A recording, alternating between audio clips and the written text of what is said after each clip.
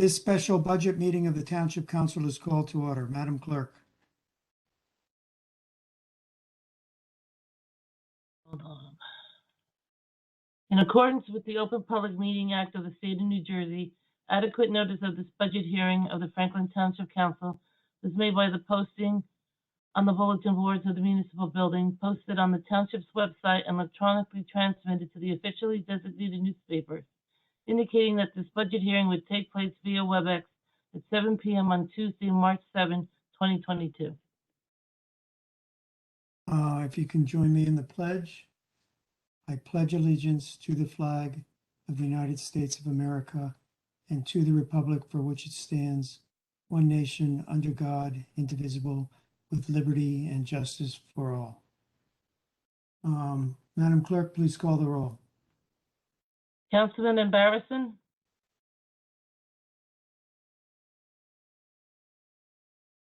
I didn't hear him.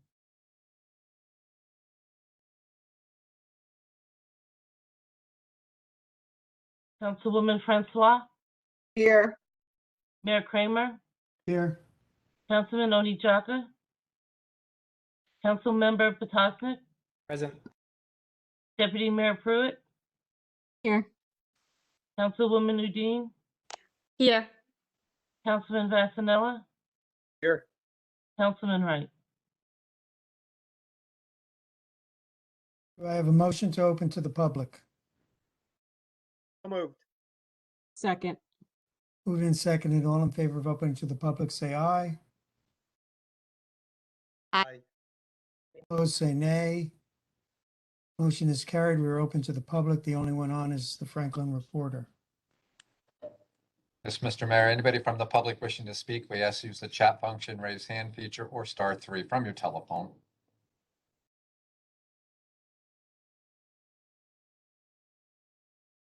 Mr. Mayor, I do not see anybody indicating they would like to speak at this time. I agree. Do I have a Motion to motion? close the public portion of the meeting. Second. Moved and seconded. All in favor of closing the public portion, say aye. Aye. Aye. Opposed, say nay. The public session is closed. And this is still the manager's budget. And Mr. Manager, take it away. Thank you, Mr. Mayor. I am going to just turn my video off because I'll be staring at my computer screen a lot and you don't need to have my face right up plastered against the camera. First budget to be presented is the municipal court. Court Administrator Kayla Martinez is here with us today. I will share the budget up for all of us here.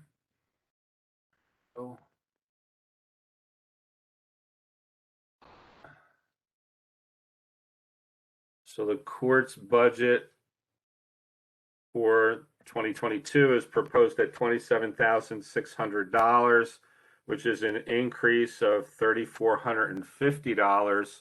The bulk of that being in line 023, printing and binding, which shows an increase of $2,500, more or less reflecting the spending in 2021, which was, you see, slightly over budget at 112%. And then the other increase in this budget is conferences and meetings. I will let Ms. Martinez tell you about why she's showing increases in those lines. Kayla? Hi, everyone. Our deputy court administrator has become certified as well. So now we're both certified court administrators, and we will have to be getting our CECs every year. So we'll be attending more meetings now that we're both certified. Okay. And the printing and binding, I know you and I talked about it. Could you please tell council why your printing and binding has gone up? Well, the prices have gone up, and also the FTA function, the failure to appear function had been turned off during COVID and has been turned back on. So we will be doing a lot of failure to appear notices in the next few months. Okay. Council- And I'm sorry, Mr. Mayor, go ahead. Oh, I thought she was done. I was going to Now, ask. there's one other. So Kayla, could the municipal court has a capital budget request this year Kayla, could you explain to council your capital budget request for the filing system? Sure. It's a retriever system. It's an electronic filing system. It basically would remove all our cabinets and merge it into just one system. We're running out of space here because our officers are writing a lot of tickets, and with the marijuana expungements, all those files have to be filed somewhere and hidden somewhere. So we're running out of room in the office, and we need this desperately. So the capital request is on the capital request form. I can bring it up if you'd like. I just have to reorient the document here. Didn't see it on there. No, it's all the way down at the bottom. Oh, there it goes. Line 19, council, is the retriever auto file storage system for $60,000. To kind of put it in maybe a description that everyone will understand. If you're familiar with the filing system in a medical office, in a doctor's office, where the files rotate and move up out of range, and you can kind of have the equipment, the files are mechanized, and you can obviously get far more files in the system than a typical file cabinet. Correct, Kayla? Yes. Okay. And Kayla did some research, and these are in use in several of the larger courts in the state, such as Elizabeth. Would we need additional money to install it, or is that installed? That's installed, Mr. Mayor. Everything's included in that price. That's the quote from the company, that it's under I believe state contract, and we have a full quote that's soup to nuts installed. Council, any Provides- questions? I'm sorry, Mayor, it's just, so it still provides, this is a hard copy based system, it's just more efficient. Absolutely, Councilman. It really, what this is all about is just we are required under the rules of the court and the records retention laws of the state to maintain those files for X amount of years, depending on what it is, depending on the nature of the charge, and the court needs to have them readily available. So it's not like we can box them up and put them somewhere, and so there they are.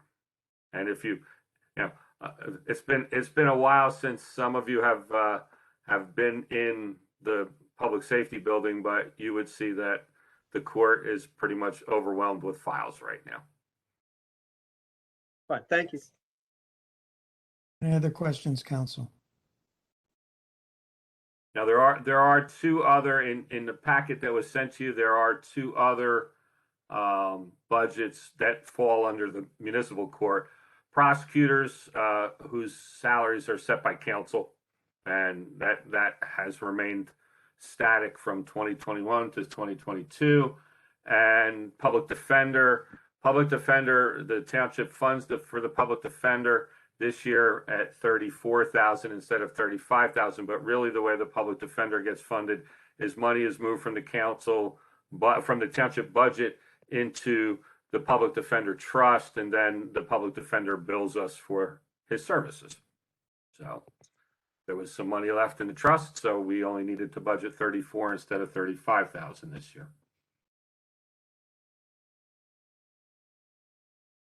Any questions on the municipal court? Okay, thank you, Kayla. Thank you. Have a good evening. Thank you. All right, now get rid of my court documents.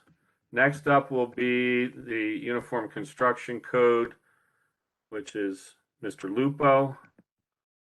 I'm going to bring up Mr. Lupo's budget.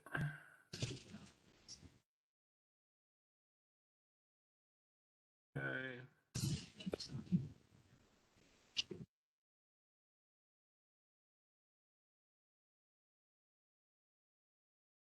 Everybody can see it? Yep. Okay. So, good evening, Vince. Good evening. Mr. Lupo has presented to us a 2022 budget at $389,220, which is flat from 2021 to 2022. There were some minor adjustments, $6,000 added to software licensing, and the professional consulting and specialized services reduced by $6,000. Mr. Lupo also has a capital request for 2 pickup trucks. They are proposed to be Ford F-150 Lightning electric pickup trucks.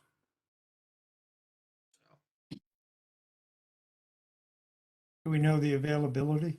So the availability right now is limited, Mr. Mayor. There was a 40,000 of the type that we would be looking for manufactured for 2022. None are available. They are not presently taking orders for the 2023 model. However, Ford has indicated that they're going to increase manufacturing to 150,000 units for 2023. And we are on a waiting list with Winter Ford, who's one of the larger Ford dealers in the state. And that's actually where most of our police vehicles come from under state contract. Hopefully we will be notified that we can order one of the 2023 models in the calendar year 2022. We hope. Are there any grants available for these? So there are reimbursement grants from the BPU for a portion of the expenditure, but these are, you have to purchase them before you can apply for the grant. It's a reimbursement grant. Great, thanks. Sure. They're just simply to replace 2 that have gotten too old. That's correct. This would be replacing older vehicles. This is just, they're not pickup trucks that will be replaced. They're SUVs, but Mr. Lupo has indicated that pickup trucks work well for his personnel. These are able to go off-road, and it'll be the first opportunity for us to put a larger vehicle a larger electric vehicle into the fleet, and we felt like the construction inspectors were the perfect fit. They go off-road. These trucks will be able to do that. They have a higher ground clearance, unlike the electric cars, and they'll hopefully. So we'll get 2 new electric trucs.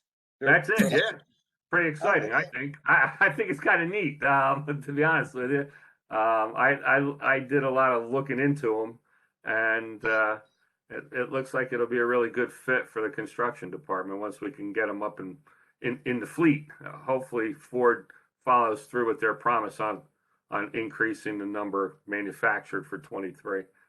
Yeah, and I'm not asking for details now, but is the idea that the electric a little more cost up front, but it will be cheaper and they'll have a longer lifespan? It's actually, believe it or not, it's not that much more. As I started to look at the prices now, right now, all new vehicles that are being sold by any of the major vehicle manufacturers are selling at a premium. It's just the sign of the times right now. But they aren't that much more, and they certainly will be much more economical to operate. And the range for these trucks is more than sufficient for what our inspectors do every day. And then I'm assuming that the grant would help offset the cost. Absolutely, absolutely. Right now, as you know, Deputy Mayor, excuse me, as you know, this grant is from the BPU, and this grant has a sunset of June of 2023 for availability.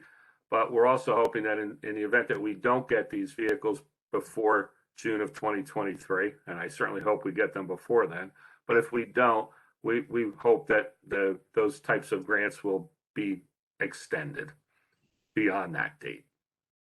And as a practical matter, if the worst case scenario, the trucks are not available for purchase in this fiscal budget that we're talking about, does the money just get re-encumbered and what's the process? You're saying if we can't buy these in 2022? Yes. The capital will carry over what we hope to be able to do is at least get them ordered.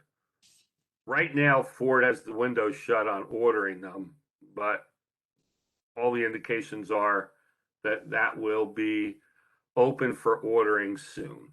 Like I said, it's just a matter of when we fall in line as far as receiving them. Thank you. Anyone Okay. else? Any Just other- one second question.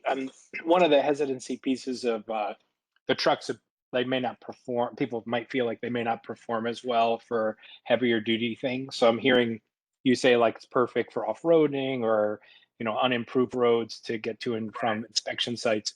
But, is there any thought to putting them under load for other departments to get sort of what you might call a trial run? Is that appropriate? Our public works department requires much more heavy duty trucks. They have to be able to plow snow in addition to the typical uses of a pickup truck. Generally, we're purchasing, and I'll use old time terminology because most people understand it.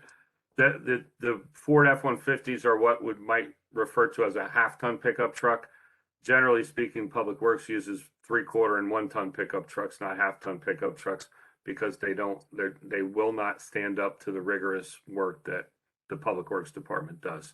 Hopefully soon, the manufacturers will build bigger ones.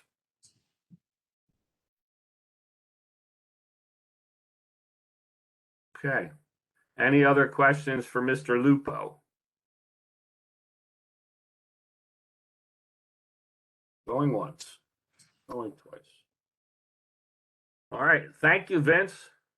Oh, it was a pleasure speaking to everyone. You were an easy one this year. Thank you. All right. Next up is the Recreation Department. If you all give me a second, I will bring that budget up. This.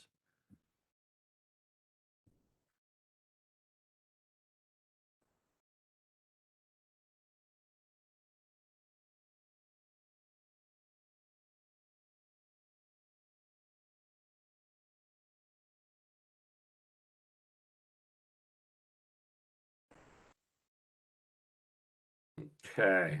And with us tonight is the Recreation Director, Bo Burtis.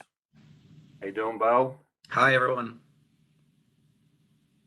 So the recreation budget, as it was presented to me, was presented at $103,245, which is a $13,105 increase.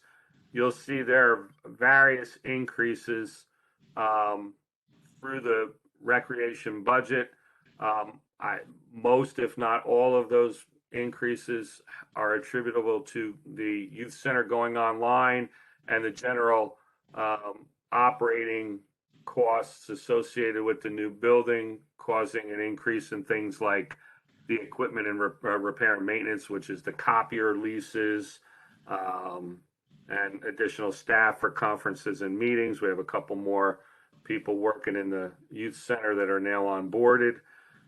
Same with the association dues and supplies. There is no capital request for the recreation department. I think that there is, right, Bo? No, there is none. I just want to think as I'm thinking here. But Bo, if you want to add anything to what I just said, or did I cover it? No, that's pretty much it. Everything, most of our stuff comes in and out of the trust, obviously, and we did increase for the new printer and then trying to do some professional development for some of our newer staff. Okay. Any questions from anyone on council about the recreation OE budget? Just any even a small capital improvement or enhancement at a local park. That's not in this budget, Councilman. No, I mean, yeah, it's under capital, but It's under open space, which we'll talk about. Got it. Okay, got it. That's Not what here. I was trying to think of. Yep. That rec, it's under open space. Thanks. We'll get. Yep. That's at the next meeting. Okay. No, it's actually at this meeting, just a little bit later on in the Okay. festivities Thank you. here. Thank you. Okay. The only other thing that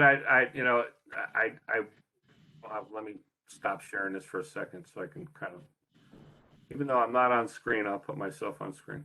As far as staffing is concerned in the recreation department, in the 2021 budget, because the youth center, we didn't know when the youth center would come online and when the employees for the youth center would start. There was just a one-line entry for $50,000 for youth center employees in 2021. In the 2022 budget, no final decisions have been made, but right now, all of the youth center employees are included in the regular general fund salary budget. That may change as we move through the process of finalizing the budget, but I just wanted to bring it to your attention. I believe, Kathy, all council received that workbook, correct? The salary workbook? Yes, that's correct. That was one of the two standalone files. Yep, so that was in your packet, council, and that standalone file for salary, if you look at the recreation page, the youth center positions are highlighted yellow on that page. So that's the youth center staff that were added as a result of bringing the youth center online this year. Are there any questions about recreation? There's one other budget in the recreation listing. I'm just bringing it up here for myself. And that is, you know what, let me just bring it back up again, folks. That's the easier way for me to do this.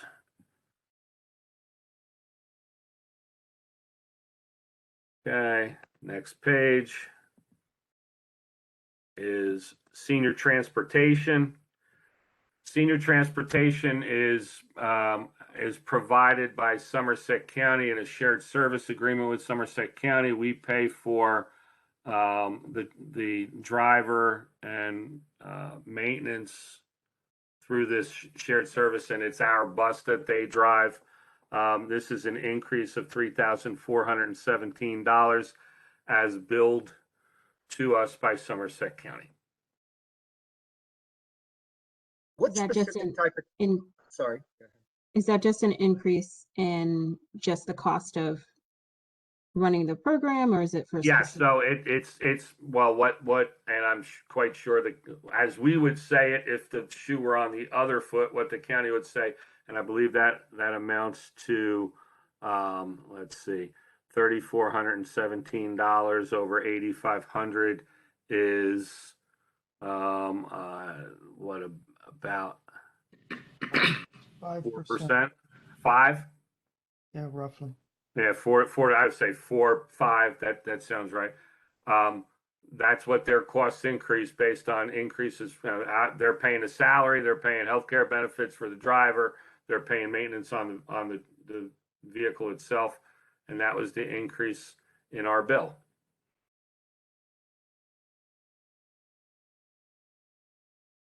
Mhm. Okay. My question was, Yes, sir. if you don't know, that's fine. It's just, what exactly type of senior transportation do we include under this Bo? shared service, whatever, this arrangement? So basically, the county has the smaller buses, and they pick up participants from various locations and bring them to the senior center. They also provide transportation for I know in particular the Parkside seniors to the grocery store weekly, and this also doctors' offices. This also provides transportation to doctors' offices. That's just what I was going to ask, because I know some of our neighboring towns decades ago started programs like that. Can somebody call in advance, whatever the time requirement is? Yes. And are they likely, if they need to go to a doctor and do not have another way, they are likely to be able to schedule it so they will be transported under this program? Scheduled through Somerset County Transportation, and they do up Somerset County and up to 5 miles outside the county, scheduled transport to a medical doctor. And I have no reason to think it's not working well, but do we know if it's meeting the needs of all of the inquiries, that nobody's left disenfranchised? So I guess I would have to say yes, because if it wasn't, then we would get complaints. Correct. Okay. Thank you. Great Okay. program. Thank I you. remember when Miss Ruth Tavis was alive, she used to complain if there was a problem. You remember that, Bob? I sure do. So you know what they used to complain about, which always kind of makes me chuckle a little bit. If the bus holds 16, I'll just say, well, 15, let's use an odd number. If the bus holds 15 and 8 people wanted to go to Stop and Shop and 7 people wanted to go to ShopRite, the 8 people won. Well, the 7 were complaining often. This is going back a few years. And finally, the county agreed to make 1 trip to Stop and Shop a week and 1 trip to ShopRite. So I talked them into making 2 trips to the grocery store a week instead of 1. I would also potentially flag, and I think Bo can probably co-sign this with senior advisory. I think there was a concern about services in the southern end, but I think that's true. Yes, We did. we're getting that. Yep. And we addressed that with the county, I believe. And I talked to Celeste, and that's all been rectified. Yeah, I'd just be remiss if I didn't acknowledge that that No, was a thing. that's actually the last complaint that we had, and a complaint grounded in fact. We go a long way down south, and sometimes people need transportation in that part of town too. Yeah. So can we just, now that we're coming out of COVID and the demand may increase a lot in 2023, can we just maybe next year get a little more detail as far as the need of the program, and if it's meeting it, if we do indeed have increased trips now that COVID is. Well, the other thing it does, Councilman, that I know will not decrease, besides the grocery stores and the doctor's offices, is it provides transportation to our building. Right. Yeah, Their right. programs. And that's where it's most heavily used. So that's not going to go away. That's actually going to start again soon. So I'm just saying that if we get it better, because I can't speak for my colleagues, but I think all of us are, especially, I don't think the cost would be astronomical if we needed to increase it, especially for seniors going forward. I think we're all very. So understand, Councilman, we only have 1 bus. Yeah, no, I understand. So that would be so this $80-some thousand is just to operate the bus. Then we have to buy the bus, and that actually turns out to be the bigger expense. But transportation is gonna be an issue going forward as our population ages. So this is nothing that we're never gonna be able to get out from under this. And so I agree with you that we have to continue to monitor it to see if we're able to meet the need is really that's all I'm saying. Yeah, so that and next year might be. I agree. Okay. And our deputy mayor Pruitt, she's on the advisory, so she gets all the complaints. She'll let us I was going to say, I know Chris, yes, and I know, I think her and I were even talking about transportation months back to, we got to look at those needs. So we'll reeval next year and every year, absolutely. And I think I've also tried to point out different creative ways to address the transportation stuff. Yes. And I have seen the bus in my community at the Renaissance, so I know it's making the rounds. Good. Is the service 7 days a week, or is it just limited to Monday through Friday? Monday through Friday. Yep.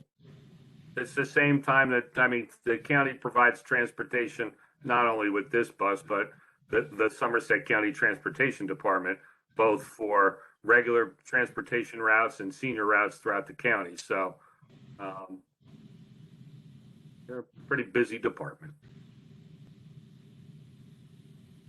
Okay. Is that it for Mr. Burtis?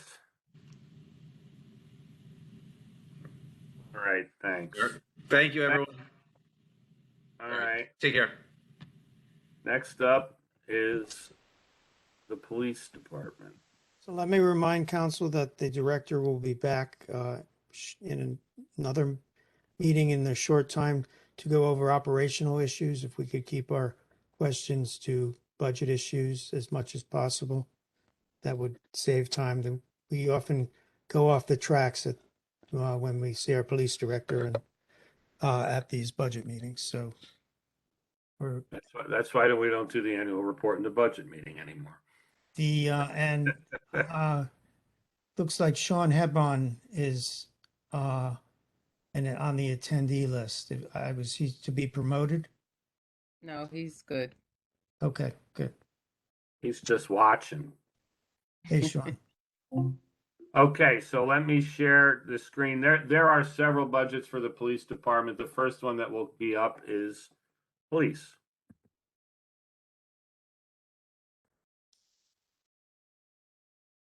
Okay. And the calendar year 2022 budget as proposed for the police department is at $705,300, which is an increase of $129,410. The huge portion of that being on line 51 at 120 of the 129,000. That 120 for the purchase of automobiles. And so for some of you who have had the benefit of a previous meeting about this, and some who have had previous meetings about the difference between automobiles and SUVs and trucks. Automobiles are not a capital purchase under New Jersey state law. They do not have a useful life of 5 or more years, which is what's required to make it a capital purchase. Therefore, automobiles must be included in the OE budget, not the capital budget. We'll talk about the capital budget after we get done with the OE budgets, but that is for cars, not SUVs. And now, Director, it's all up to you now.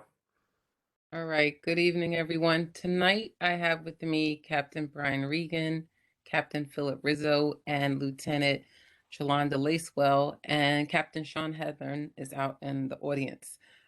He had daddy duty tonight. So I'd like to start it with Captain Rizzo. Thank you, Director. I'm going to be discussing the first portion of our increases were under the contractual services, and the bulk of that is in line 026. We had some increases in copier leases as well as our noise meter calibration. So we were able to get our second noise meter up and operational. Now we need to calibrate it. So that's going to be an increase. We also saw an increase with our radar and speedometer maintenance, and that went up by approximately $2,250. We were able to decrease the line, take out the CCTV with last year's capital purchase of the new CCTV system. So we did recognize some savings there. We did have an increase in our bike repair because, as you know, we do have our CRB out there doing bike patrols, so we need to maintain those bicycles. And the other increase we saw was MPC repairs. That went up by about $10,900. And the reason for that is, again, we have computers that need fixing. And, at some point, IT is not always able to do it. So we have specialized people that are able to fix that.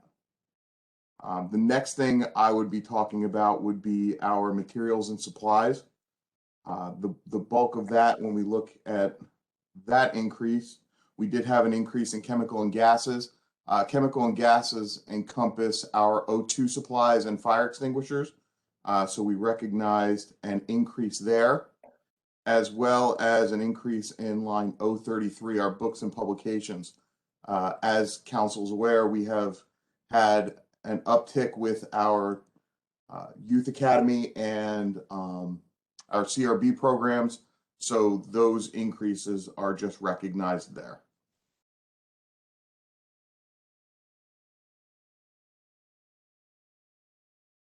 Okay, and also we speak briefly about the vehicles. Captain Regan?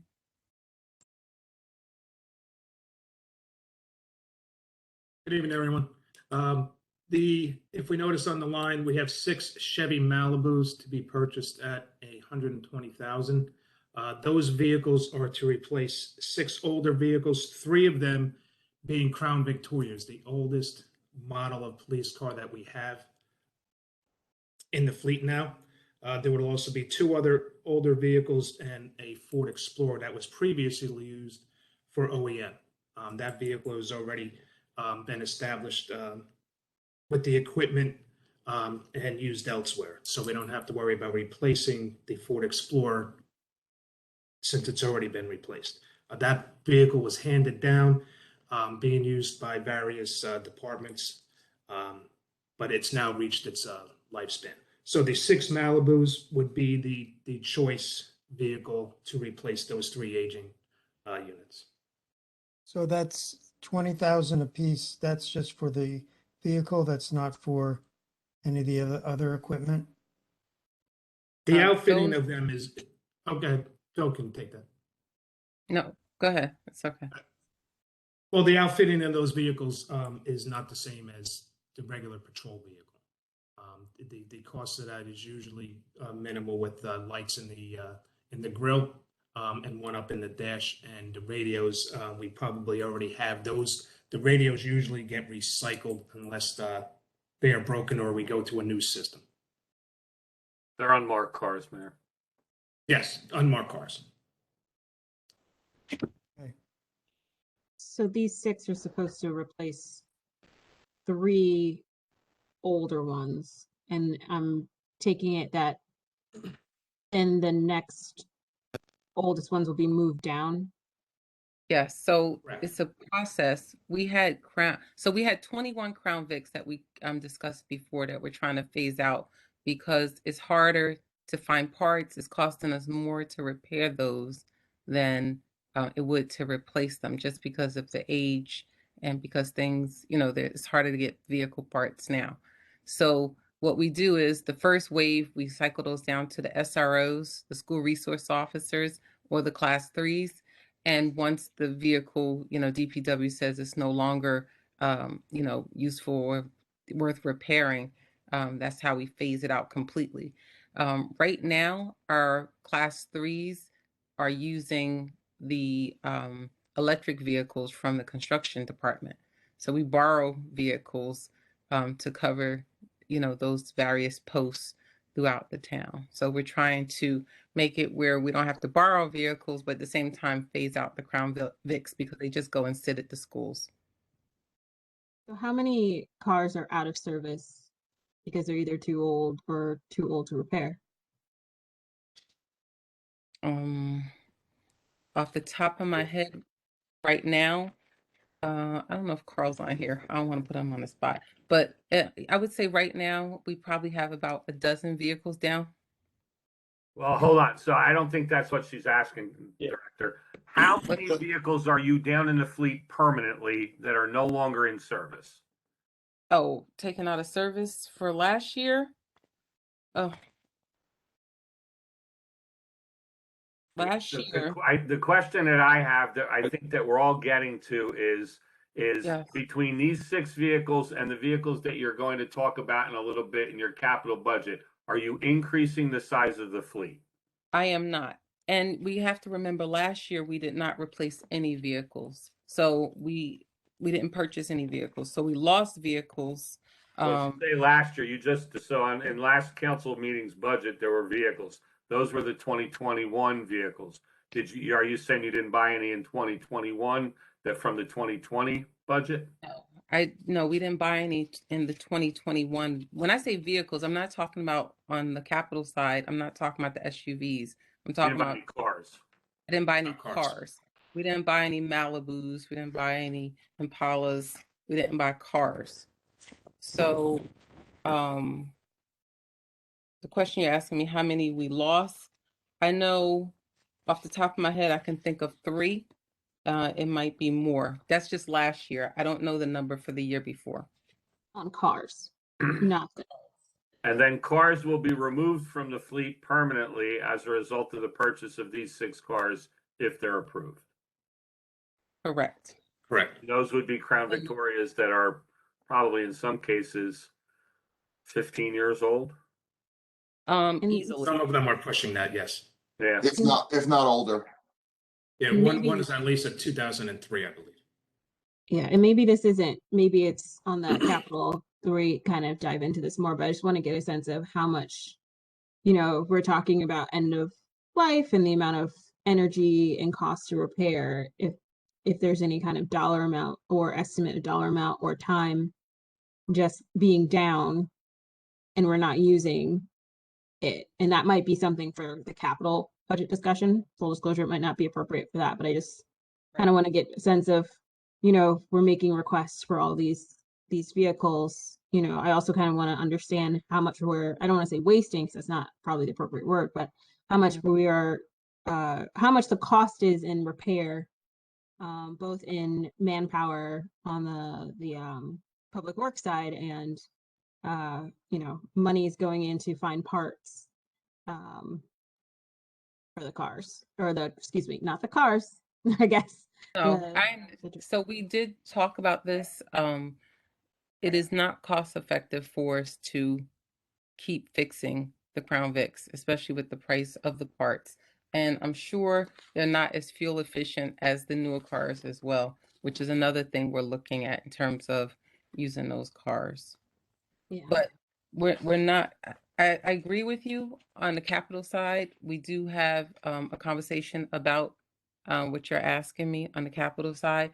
But on the vehicle side, like I said, we're trying to eliminate, right now, there's 3 Crown Vics that are assigned to the Detective Bureau. That we are trying to eliminate immediately from the fleet. And then there's other ones, other older cars. Like we have an older Explorer that's about 15 years old that we're trying to get rid of. Yeah, and I'm not trying to quibble over like these 6 cars. I just, when we talk about things being at the end of life and it's no longer cost efficient, I just didn't know if we had a dollar amount, right? Like we know that we sink so much money in trying to re-up where, that's basically what I'm gonna, if we have done the calculation of we lose X number of dollars trying to do this over this period of time. And it might not be something that's been calculated. That's kind of where I was getting at. So, okay. So this is Carl. I might say that the older Crown Vics that Captain Regan noted are the ones that are in the shop more than at the schools. They're always breaking down, and anytime you can get rid of a Crown Vic, even though it goes a minimal amount of miles a day, it saves us time at the shop to have to, put that in the queue to get repaired. And a lot of times it comes in for one thing and it's 3 other things that we have to spend money on. Yeah. When the cars are only worth a couple $100 in parts. Yeah. Understood. And I that's just didn't the know if reason we were why we are quantifying. in that position to use the electric cars from the township to get the Class 3 officers back and forth from the school. No, completely understood. I just didn't know if we had a system in which we could quantify the amount of time or dollar spend. Carl? You. So you're asking a very valid question. We do have a vehicle maintenance management system. We could spit out some reports if you so request. The Crown Vics are the ones that you could probably see a handful of them sitting down at the yard, and they sit down there. We get the patrol cars out, we get the other fleet out, and they're, I don't want to say they're on the back burner, but we know of the history and working on them for the past 12, 15 years. Again, it comes in for one thing, and we're chasing, other problems just to get it back on the road safely. Yeah, understood. I mean, it might be nice to see that report. Okay. And we have, just so you know, we have 2 Crown Vics that are close to 20 years old. So, and it's One of them has over 150,000 miles. Another one has over 120. So we'll be willing to share that. I just have two questions. One, how often are the electric vehicles in the shop? And any thought to adding, or are there any electric vehicles in the police The pool? electric vehicles have never been in the shop, with the exception going to the dealer for the battery recalls that GM did, fleet wide on the Chevy Bolts. And does the police pool have any electric vehicles? Like any? It does not, no. No. Would this be an opportunity? Are we missing an opportunity to go electric here? So And free up your time for maintenance? if we are budgeted, what we're requesting, we discussed exploring getting electric vehicles. I'm not sure right now with the costs, if they're gonna creep up. or if they're gonna- The cost is more than $20,000 per vehicle. Yeah, yeah.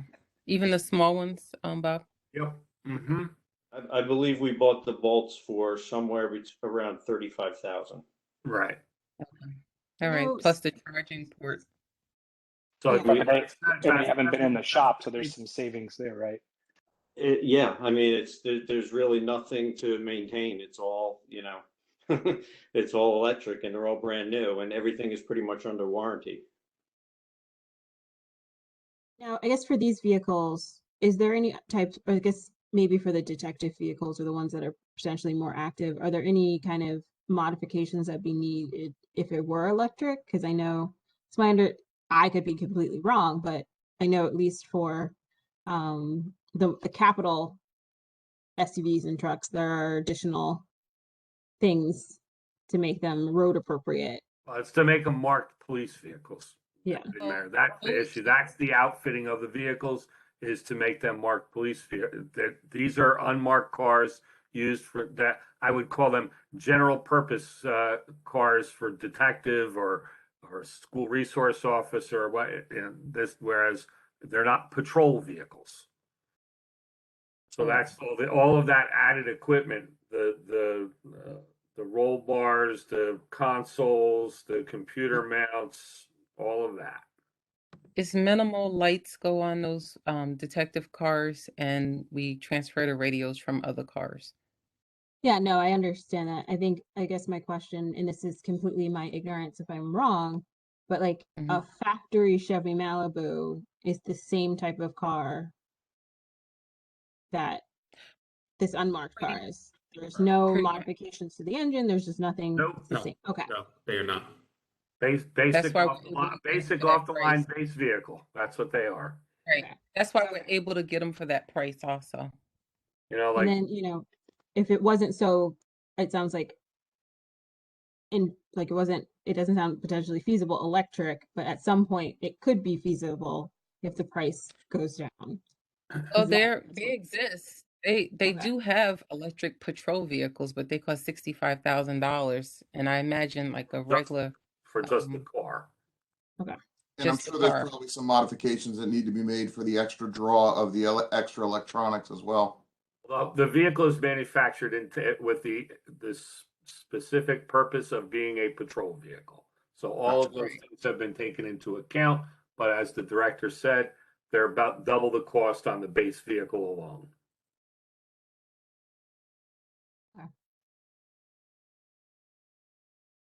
Okay. But that's not these vehicles. These aren't patrol vehicles. So I guess back to my central question would be could we explore electric in this instance for these? We could. The issue is cost. These are 75. So the electric vehicles, and those were in 2018, Carl. 2018 or 2019. We bought 5 in 18 and 5 in 19. 5 and 19, and that was about $35,000 a piece, which is about 75% over and above what these 6 vehicles are proposed at. So the question is, if we need 6 vehicles, then the cost is going to go up by that percentage. If that's what we're going to look at as far as replacing the the gasoline engine with an electric vehicle. How much is the reimbursement grant that we talked about earlier? About $5,000. That's it. That's And the electric vehicles save about, for an average person, about $1,000 a year on gas. We pay, so the difference is the township doesn't pay tax, so we pay less on gasoline than the average user would. Like So that cost is less for the municipal government budget because our gasoline costs less. Right. And then the maintenance savings. Absolutely, there's definitely maintenance savings in the short term. I don't know what the long term would be, and given the fact that you're hearing that these vehicles are running sometimes up to 15 to 20 years, what's the life expectancy of the battery and what's the cost of the replacement of the battery in the Chevy Bolt? I don't know because they haven't been around long enough yet. I mean, for me, I think it's something, to Councilmember Potasnik's point, something to consider. I think I would just really like. That's what I said. It's just a matter of money, really, is what Yeah. it comes down to. I think It's it would a matter also of be money. helpful to see the reports of how much time and money is being spent on repairs.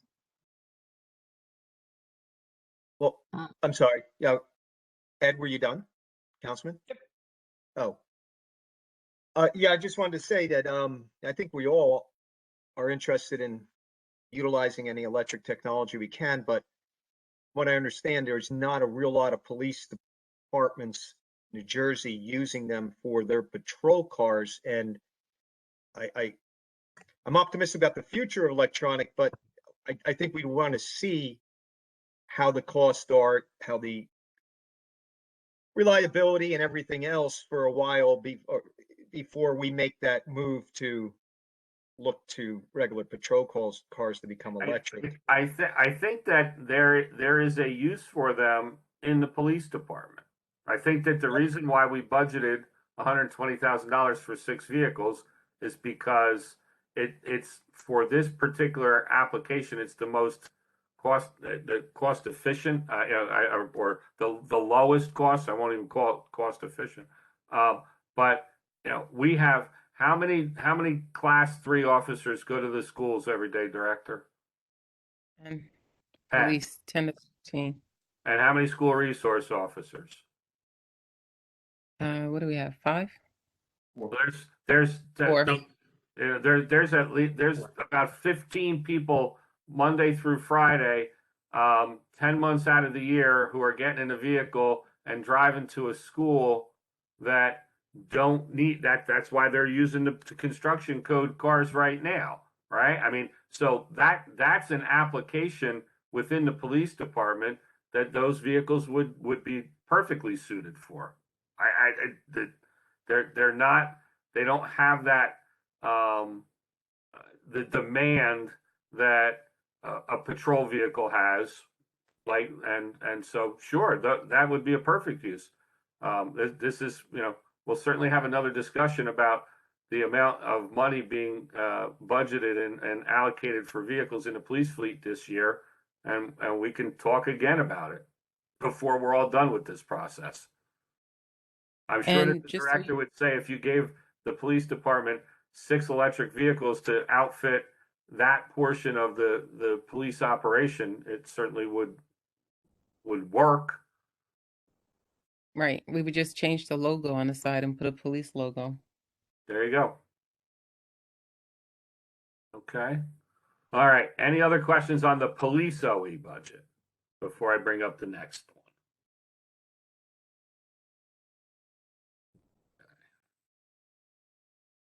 Next budget for the police department.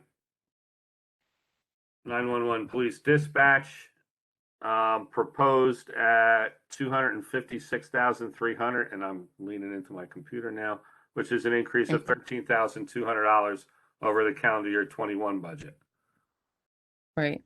And that is for maintenance and look, I'm going blur The here. contract for Motorola for the radio is the biggest part of it. 251,000 out of the 256. Right? Yes, and it went up, and we can't control the price of those contracts, how they go up. All right, It's and, like and for those of you who are not familiar, this is a budget item that the radio system, while it's managed and maintained through the police department budget, it is the same radio system that is utilized by fire, first aid, public works, construction, and all township operations. Any questions on the police dispatch budget? Okay, moving right along. Animal control. Animal control is proposed at 44,780, which is a $5,000 increase over 21. Who's doing animal control? Phil? I'm Captain Rizzo, sorry. That's okay. The budget actually has increased. We did see an increase with their copier contract. They were out of contract, so that's going to be $1,000 increase. Professional and consulting fees. These would be the doctor visits and the doctor contracts. We've that accounts for a $2,000 raise, as well as other contractual items, such as our contract with Abbey Glen to pick up animals that were deceased on the road or that have been deceased. We did see an increase, as well as chemical and gases. We have animals we need to take care of, and that's what those chemical and gases and meds are for. As we know, with the trust and everything else, we get a really good bang for our buck with the shelter, and the volunteers, both Angel Tales and Second Chance for Animals. So if we didn't have those volunteer organizations, the shelter, as I'm sure Mr. Vornlocker has said time and time again every year, that would cost us well more than the $44,000 that's being allocated for a budget.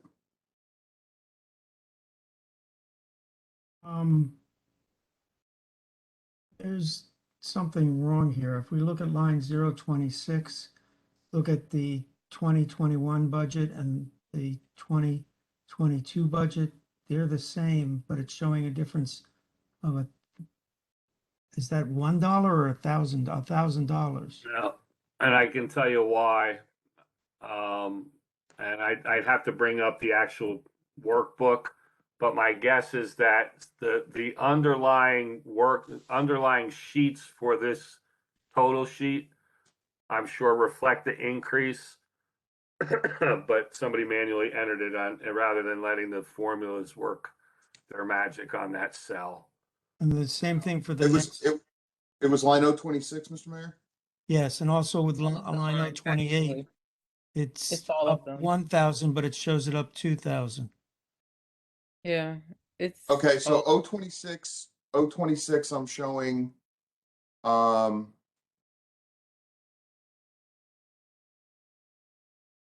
026 is showing flat on the workbook.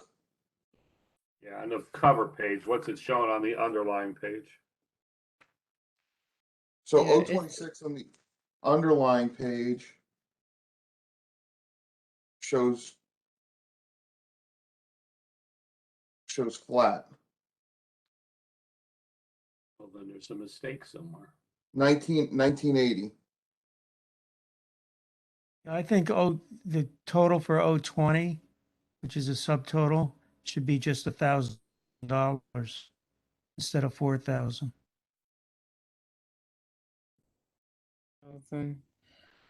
You're correct. And the bottom one should be just, so the difference is $3,000 for this total budget. It's not, no, actually 2,000, sorry. $2,000. 2,000. Hold on one second.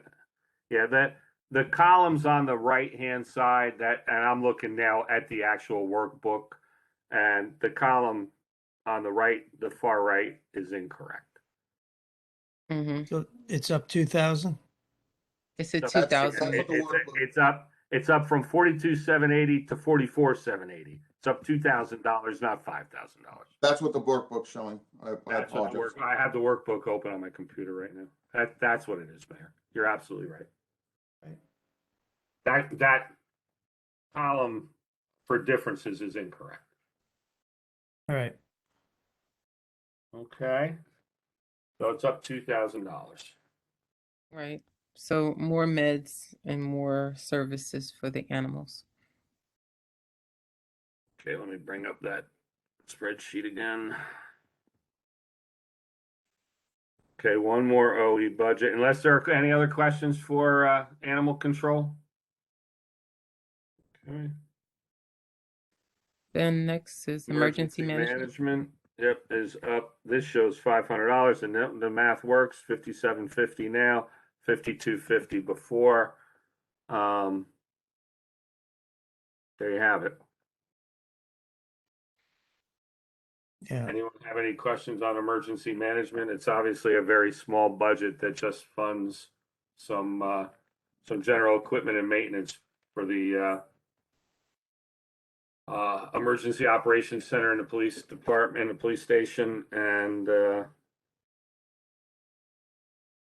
that's about it. Bob, Yes. did any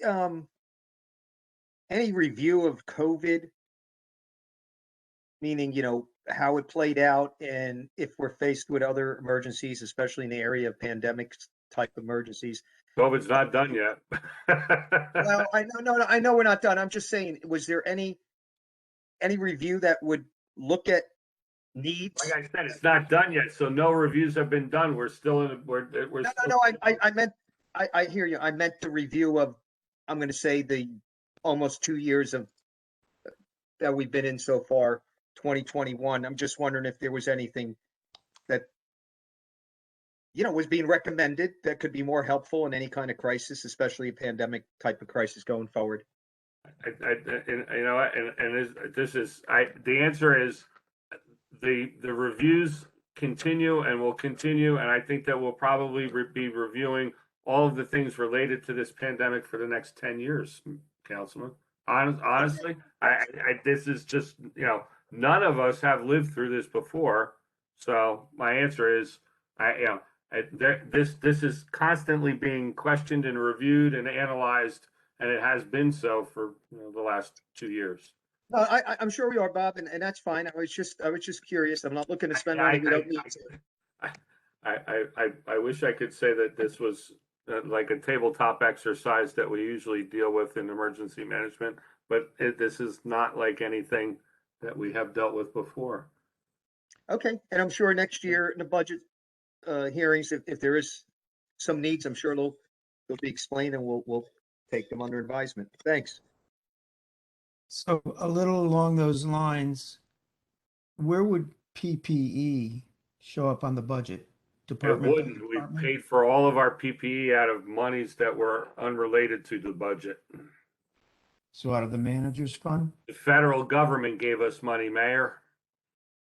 Right, but you were paying for it initially out of your fund, weren't you?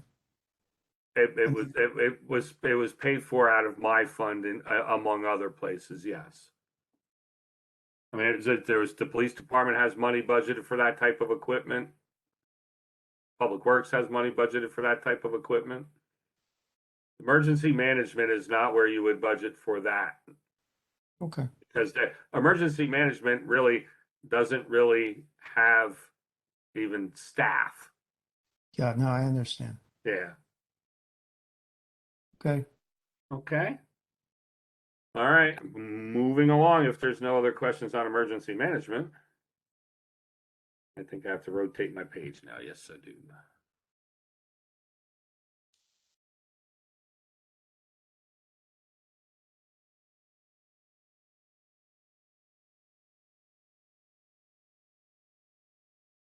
Okay. Police.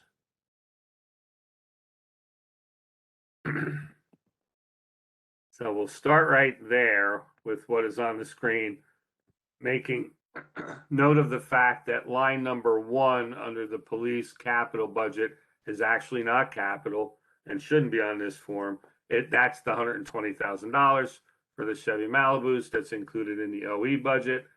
And then you have vehicles, command post, mobile radios, outfitting of vehicles, and an ATV. Director, all yours.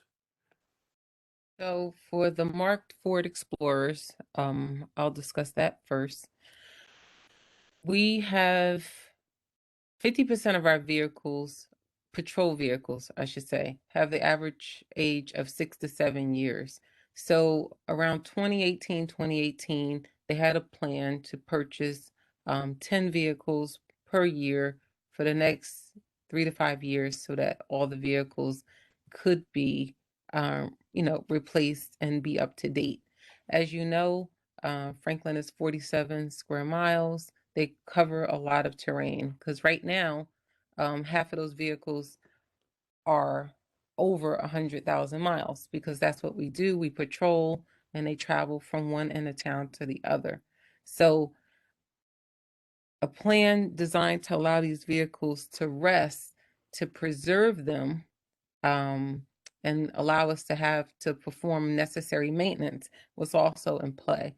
But when you have vehicles, that are down, and sometimes it's the cost of doing business, we have, accidents, things happen. It's kind of hard to keep up with the fact that we are behind with that plan.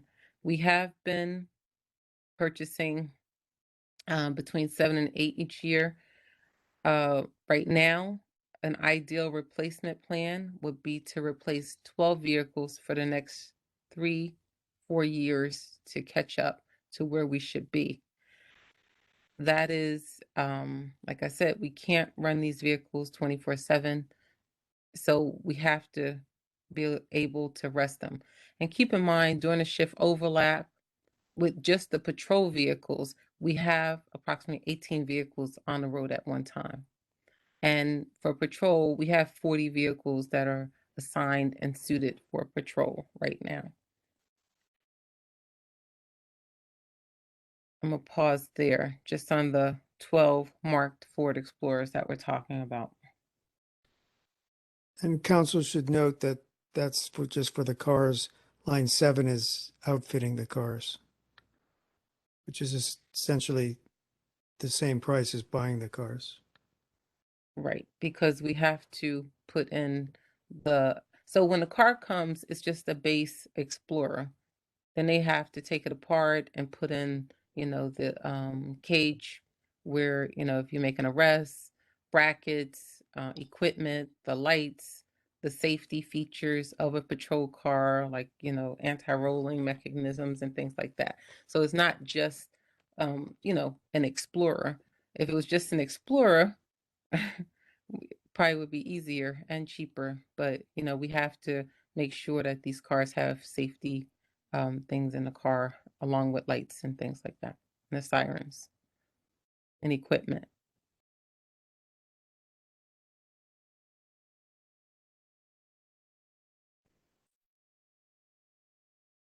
Any questions?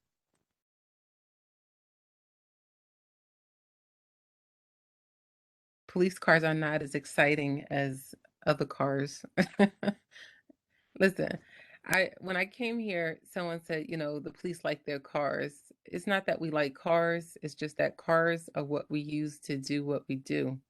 We cannot respond without cars. And we're not exaggerating when we say that there was a time when we had police officers sitting on the bench waiting to go out once they came on shift because we did not have enough vehicles. And we don't want to end up there again.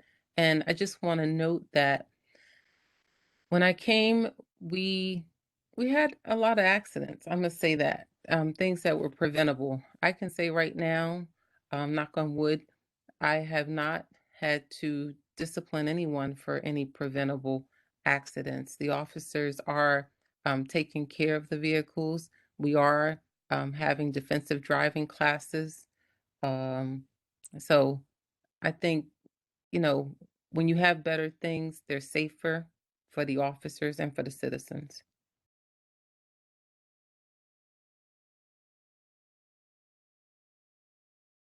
Excuse me, Director, has there ever been any talk about increasing what I think was our, right now, a fleet of one with our motorcycle, police motorcycle that was unveiled last year?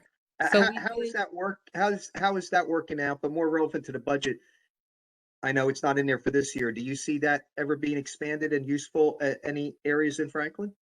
So I can tell you this right now. We did have one of our officers go to motorcycle school, and we did have the offer of someone who wants to donate a new police motorcycle to the township. So that is in play. I really, right now, do not want the officers patrolling in a motorcycle. We use the motorcycle for limited purposes, like escorts and things like that, but I don't think we'll be moving a lot of officers to motorcycles just for safety concerns. I think it's dangerous. It might be the mother in me, but it has a purpose, but I don't think it's for patrol. Thank you. hmm Is the outfitting marked and unmarked vehicles, is that for row 1 through 4 for those vehicles, or is that outside for something net new? No, you're right. The line 7 is for 1 through 4. Yes, Council. Okay. Yep. And can I say this? The command staff, I allowed the lieutenants to take on the project of us being more cost efficient with the outfitting of the marked and unmarked vehicles, because I was like you, I looked at it and was like, wow, that's a lot. But it's not when you think of all the vehicles that are outfitted for that cost. And like I said, it's not an option, it's a safety feature that we have to have in the police vehicles, especially the marked ones.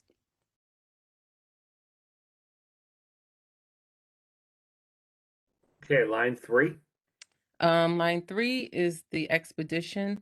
So that is a larger vehicle than the Explorer, as you may know.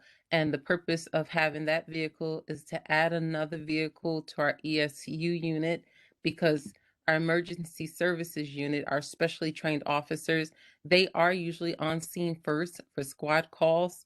And as you know, that's important because if we have to wait for EMS, at least our police officers who are specially trained are there with the defibrillators and all the equipment that we have. And you just need more space to get that equipment in there. And we respond to a lot of squad calls. So we also use that patrol vehicle, for special events also, because it has more stuff in there to help.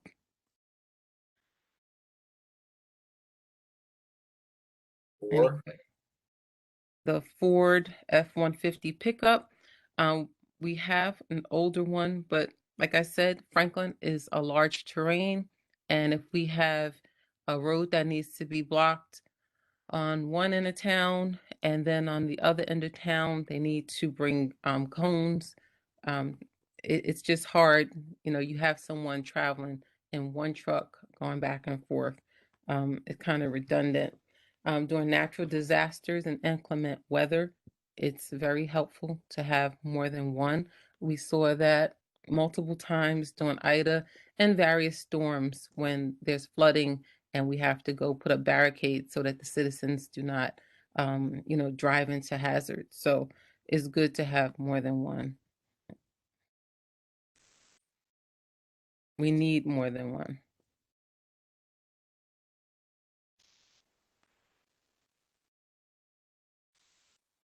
Command post? You're on a roll. Keep going. All right. So I have one comment for Yes. Bob. Is there any effort to look at overall requirements of all the Ford F-150s and sort of create a common pool that all departments can use, or that is not possible? So the other department, I mean, certainly in an emergency, could the police department go commandeer a pickup truck, not from Public Works, but from construction, that could happen. And those kind of things certainly have happened in the past. But I think that on a day-to-day basis,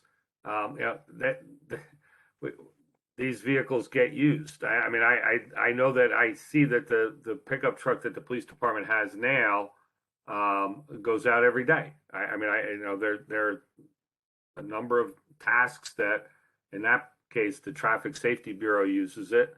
And but yeah, the answer, Councilman, in the short answer is yes, but I don't know that it eliminates the need here. And that's just in cases of emergency. We can't take one from the Public Works Department. Public Works Department is working as hard during a natural disaster as the police department, so they obviously need their vehicles too. Mm-hmm. Construction is where we can pilfer them if we have to. Okay. It's an opportunity, the F-150 here to go electric, because it's mentioned like blocking streets and things. Is that a less of a patrol vehicle utility? We don't use the vehicle to block the street. We use the vehicle to transport the barricades and the equipment and like the traffic signs, the speed signs. So I think maybe, Councilman, I do. I think that this is one of those places where we can, as we get into this, if this particular vehicle is approved in the budget, that we can certainly explore the idea of an electric pickup truck for the police department. It's not a pursuit vehicle. It's not a high-speed response vehicle. It's a utility vehicle. And I think the range, as the numbers come out from Ford, put the range at about 200 miles between charges. It's unlikely that a vehicle is going to go 200 miles without a charge. We can look at that one. Cool. Is there a time frame? Because I imagine it falls under the same issues as the ones that. Yeah, it would be the same, exactly. With that, for your plan, Director, is that so essential that messes up your? So we're thinking about hurricane season. It's always in the back of our mind, and snow season and other natural disasters that could happen. So, I would rather have it sooner than later. So we would have to look at the timeline.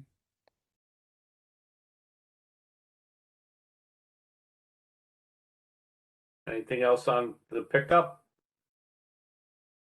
If not, Okay. number 5. All right. Command posts. Going into natural disasters, we cannot control when events occur. So I know, we can be better prepared for them, and we've discussed this command post, but, I just wanted to bring up something that the command post that we're requesting is to replace the one that we had. I don't know if anyone deemed it the command post, the Partridge family bus, but that was our command post. And my information is that the last time we used it, we tried to jumpstart it and then ultimately towed it to the event. And I'm sure a few of you were there. So it doesn't represent our township well, nor does it meet the needs of the department. And in light of the fact that Franklin is the size that it is, I'm going to say I've seen several events where it would have been very useful if we had the command post, if for nothing more than to keep people safe and dry. Because when we had hurricanes, we've had fires, we've had crashes, we had the canal incident where we had, our divers getting dressed on the side of the road, before they could jump into the water. And we had family members, who were standing outside as well. I think our citizens, our police, our township workers, and other emergency responders that work with us would really be better prepared if we had a command post. It can be a mini precinct. It could be placed wherever we were to have an unfortunate event like a shooting or something like that. Evidence can be brought inside and analyzed immediately. And I think, during high-risk events and community relations events and other township events, it's a great opportunity for people to come inside and utilize that space. So the longer we wait, I think the price is going to go up, because when I started, we were looking at a little over 300,000. That price has gone up since we started talking about it, and I don't see prices going down. And the question is, do we need it? The answer is yes. I mean, we've always needed it. We just keep going without. And I think eventually we're going to see that we need it now, and we're not going to be able to get it now. We're going to have to wait 6 months to a year. And that's what happens. A catastrophe happens, an emergency happens, a situation happens where we should have had it, but we don't have it, and time fades and we just forget about it. When we had the missing kid in Princeton Highlands, we had to rely on South Brunswick and neighbors and the fire department to come together and use space to discuss, our plan. So it's one thing if it's great weather and we're standing outside and discussing what our next steps are, but we live in New Jersey and we know it's not always like that. So there is always at least one event or more each week where we would have used a command post if we had one. They're very user-friendly. You don't need a CDL to drive one. Any of the officers can be trained to drive it. So I think it's an investment that, you have to make the decision of, should we do it now or wait until it costs $1 million? I have a question. Does that 500, $500,000, does that include all of the outfitting for that command post? It does. Okay. That is a completely outfitted command post with equipment, computers, conference room, the electronics that go inside of it, everything. Flesh out for me how it would be used for community relations. So I'm happy you asked that question. So for community relations, we could take the command post. We have a lot of events that are happening in the CRB where we help people do their taxes. We're giving out toys and other clothing. We could take that command post to the community versus people having to trek to the CRB. During the vaccinations and the testing, we could partner with, anyone, the health department, to get it done, to take it into the community. So those events alone would get us there. When we want to sign up citizens for the Citizen Academy or for the cadet program, we could take the CRV to any of the events that they have at any of our parks to get people to sign up, to the park side, to the senior community, to give out food. We could always use it. You never should have towed the old one away. It was your best advertisement that you needed a new one. Well, Mayor, we needed that space for cars that we were processing, number one. And number two, when the marshals came and parked theirs next to ours, we were a little bashful about that. I have 2 questions if you're finished, Mr. Mayor. Go ahead. So I think one, and I think you touched on it, what about these vehicles is making the price go up the way they are? Because I think when you budgeted it last year, it was 400,000.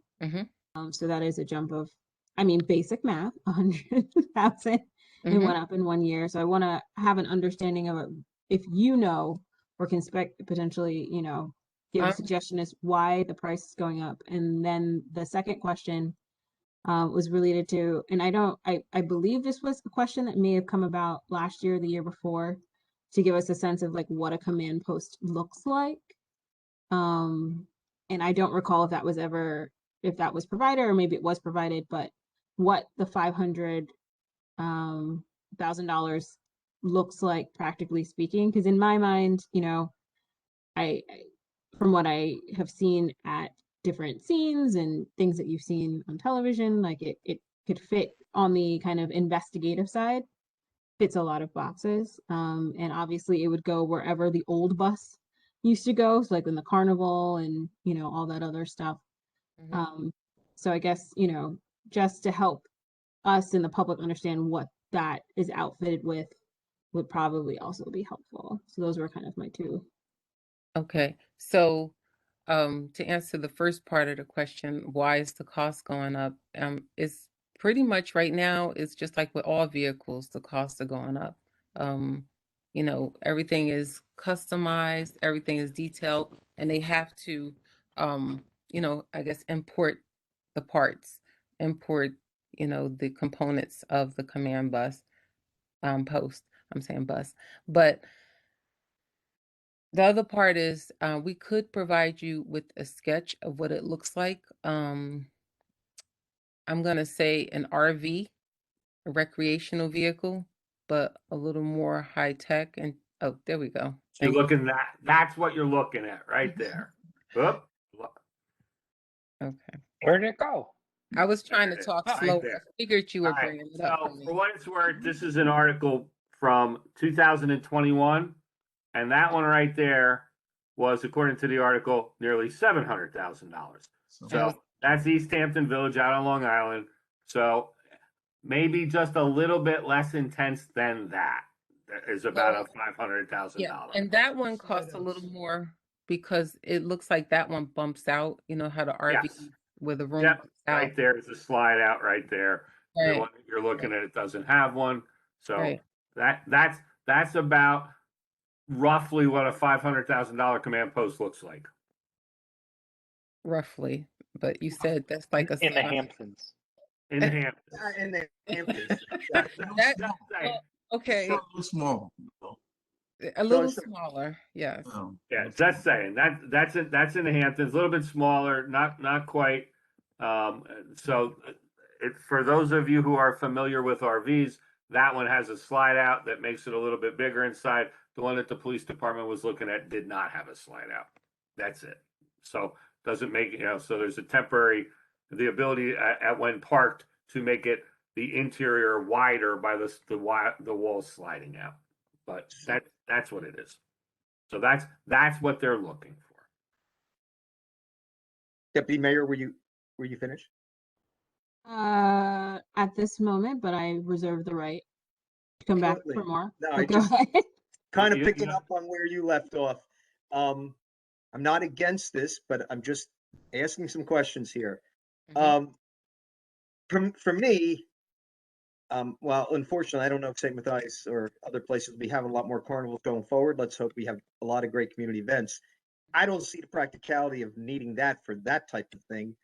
Some of the uses you mentioned, I think we absolutely should have a vehicle and a presence. I just don't understand why we need a $500,000 command vehicle for many of the uses that you were mentioning it would be used for. I don't know a lot about mobile crime labs, and I don't know if we do that, how we do it now, or can you just have a small crime lab processing, whatever you call it, vehicle? It almost sounds like we need a few much smaller vehicles. The other thing I'm concerned about is, when I say much smaller, you know, something used in some of the ways you were describing, a community event, etc. I don't know how this is going to be outfitted, but I would imagine we're not going to have a lot of public running through it with all the type of equipment in it. My other concern is, are we going to have a $50,000 to $100,000 cost every year or two to fix it, to upgrade it, to put new software? The higher the price, the more complex, the larger the annual costs come. So I'm just wondering what the options are to handle, if there are other options to handle some of what I think were important when you were mentioning the different ways this would be used, to have a presence, to have a vehicle. So I'm just wondering what options there are and what further realistic future costs will come with a vehicle this substantial. So I can say this, in Essex County, when I was chief, we bought our first command post similar to this. And I mean, as you know, we utilized it a lot. And there's not a lot of upkeep as long as you maintain it. I mean, it's just like with any technology, you know, computers, and things like that inside. They have a certain lifespan. We can't control that. But I did not see a large amount of bills and upkeep on those. Plus, they come with a significant warranty for the bus. It is a bus. It is a RV like vehicle. So I think the major thing that we saw was making sure that we had people who were capable of driving it. That is the biggest concern.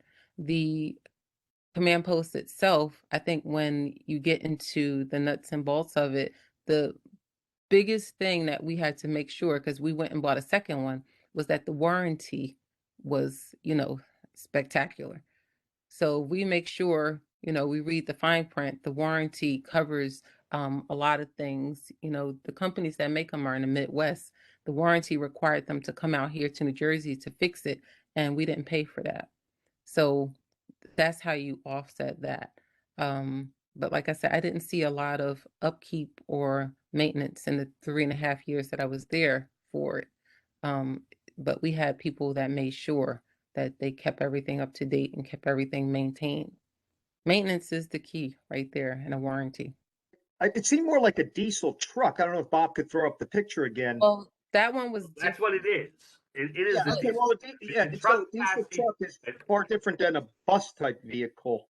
Well, it's like There's two different styles, and the ones that are over $1 million are more the bus style. And this one is a diesel truck chassis that a medium duty truck chassis with a box built on the back of it, and that's what they are.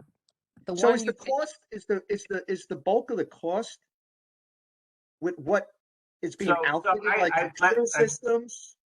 So the bulk of the cost. So let's just really quickly here, because we still have a long night ahead of us. A fire engine, which has some equipment and has the rescue truck that Somerset Fire Company has or Community Fire Company has for all of the rescue equipment, the Jaws of Life and all of that. Those are over $1 million.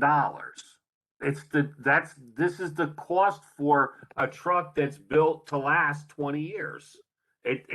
That's not you're not buying a camper, you're buying a piece of equipment that's designed and built to last an extended period of time. I mean, these trucks will run for 1 million miles if you ran them on miles as opposed to hours. The cost is a product of the type of vehicle that you're investing in. It's can you get a van for $40,000? Yes, but it won't do what this will do in the long run and won't be as multifunctional. If you're trying to coordinate an event, and I don't mean like a carnival, I mean like a long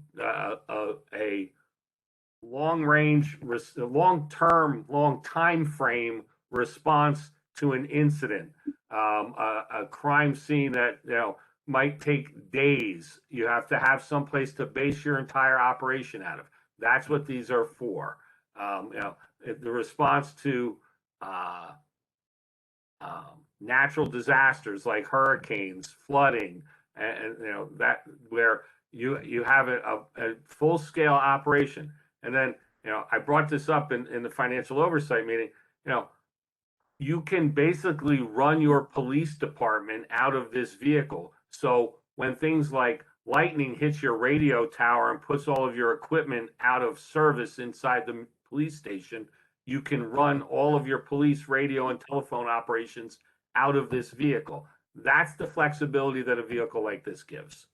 I would also point out, because the one that said it, the Carnival, is that the old bus, the Partridge Family bus that the director referred to it as, would show up at the Carnival as the staging area for officers to get their assignments for patrol while they were doing security at these events. So it would also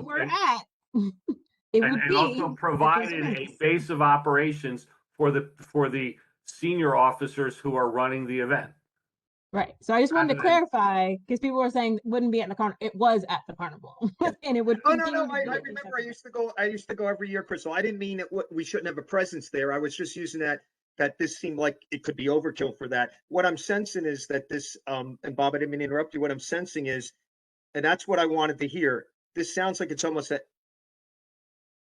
something we would use, God forbid, there was some kind of catastrophe or you had to evacuate exactly the what public you would safety do. You would, building. Yeah, so that's you had to if we evacuate the were- public safety building or something that you literally could run your, well, when I heard you say you can run your police department out of this, that opens up a whole nother scope. I don't think we need it. So I'm just, that's what I'm trying to get, and I appreciate the input. Go ahead. I jump in there for a second? Hello? I think Charles raised his hand. He was trying to. Go ahead, Charles. I have one statement and one question. Councilwoman Pruitt brought this to us last year about this purchase, and we all kicked it off to the next year. Well, here we are this year, and Mr. Directors, did it go up? You say $100,000 or something? Yes. Now, I'm reminded of that old commercial. I think it was Midas or something like that. You can pay me now, or you can pay me later. Now we can kick this can down the road, and again, Councilwoman Pruitt comes back with it, and now we're up to $600,000. And I believe we do need one, and I'm all for this. I mean, if it's needed, then we need it more than a Ford F-100 pickup truck. If that's the case. Can I say something? We expect our police department to be one of the best in the nation. I think anything they need, anything they feel that will help them to facilitate or do their job effectively, we should give it an attention. Here, the command center, they said they need it. They are the professionals. That is their own field. They know what they need. To support this, I say we need it. So that is what I want to add. And I guess I just want to. I started pushing this actually 5 years ago. As I would drive in, I drive in the back route into the municipal building, and I saw that bus every time there. So I started saying, we need a new one. How much would it be, etc. And as the price tag came up every year, I would say, well, next year. And then COVID came along, and it just didn't seem right to spend it in the middle of COVID when we were not raising taxes, even though our calculations showed we should. So I do think the time has come. So I too am in favor of it, maybe at the expense of a couple of Ford Explorers, or I may argue for a little bit of give on that, but I am pushing in favor of this. And thank you, Councilman Wright, for acknowledging me on that as well. But I think, you know, I guess to the mayor's point, he has been advocating for it. I know the moment I saw that bus, I was like, this is ridiculous. And, you know, I just want to also put in perspective that this was something that, you know, obviously I think could be used and it's important for the resources, but especially, you know, over the pandemic, what we experienced when we were having conversations about how we fund police. I think, you know, it was really important for us to be sensitive to the time and recognizing how we're funding our police versus funding the other more social focused needs in our community and making sure that we were being responsible in the budget. I still recognize this is something that the department very much needs. And, you know, I think, you know, there are ways to make sure our department is properly funded and operational while still recognizing the need to provide for those other supportive services and resources and infrastructure for the town. I think we can do both, right? I think we can walk and chew gum at the same time when it comes to this. And I do see that there's a lot of utility for this type of this post. on the investigative side, the staging side, and emergency management side. So, you know, I understand we'll probably have more continued conversations on it, but I obviously just want to acknowledge, you know, council's openness to really engage this before it becomes just so colossal that it's not feasible. Yes, Deputy Mayor, I remember us talking about this for the last 4 or 5 years, and I just want to be clear. I'm not against this. I just, when you see the price tag of 500, it's a little sticker shock. I kind of want to be sold on the idea, and I appreciate the director and the manager talking about the uses and how valuable this could be, especially in emergencies. So I just want to be clear. I'm not against it, but again, I just wanted to hear what the options were, and if there was any consideration to a few smaller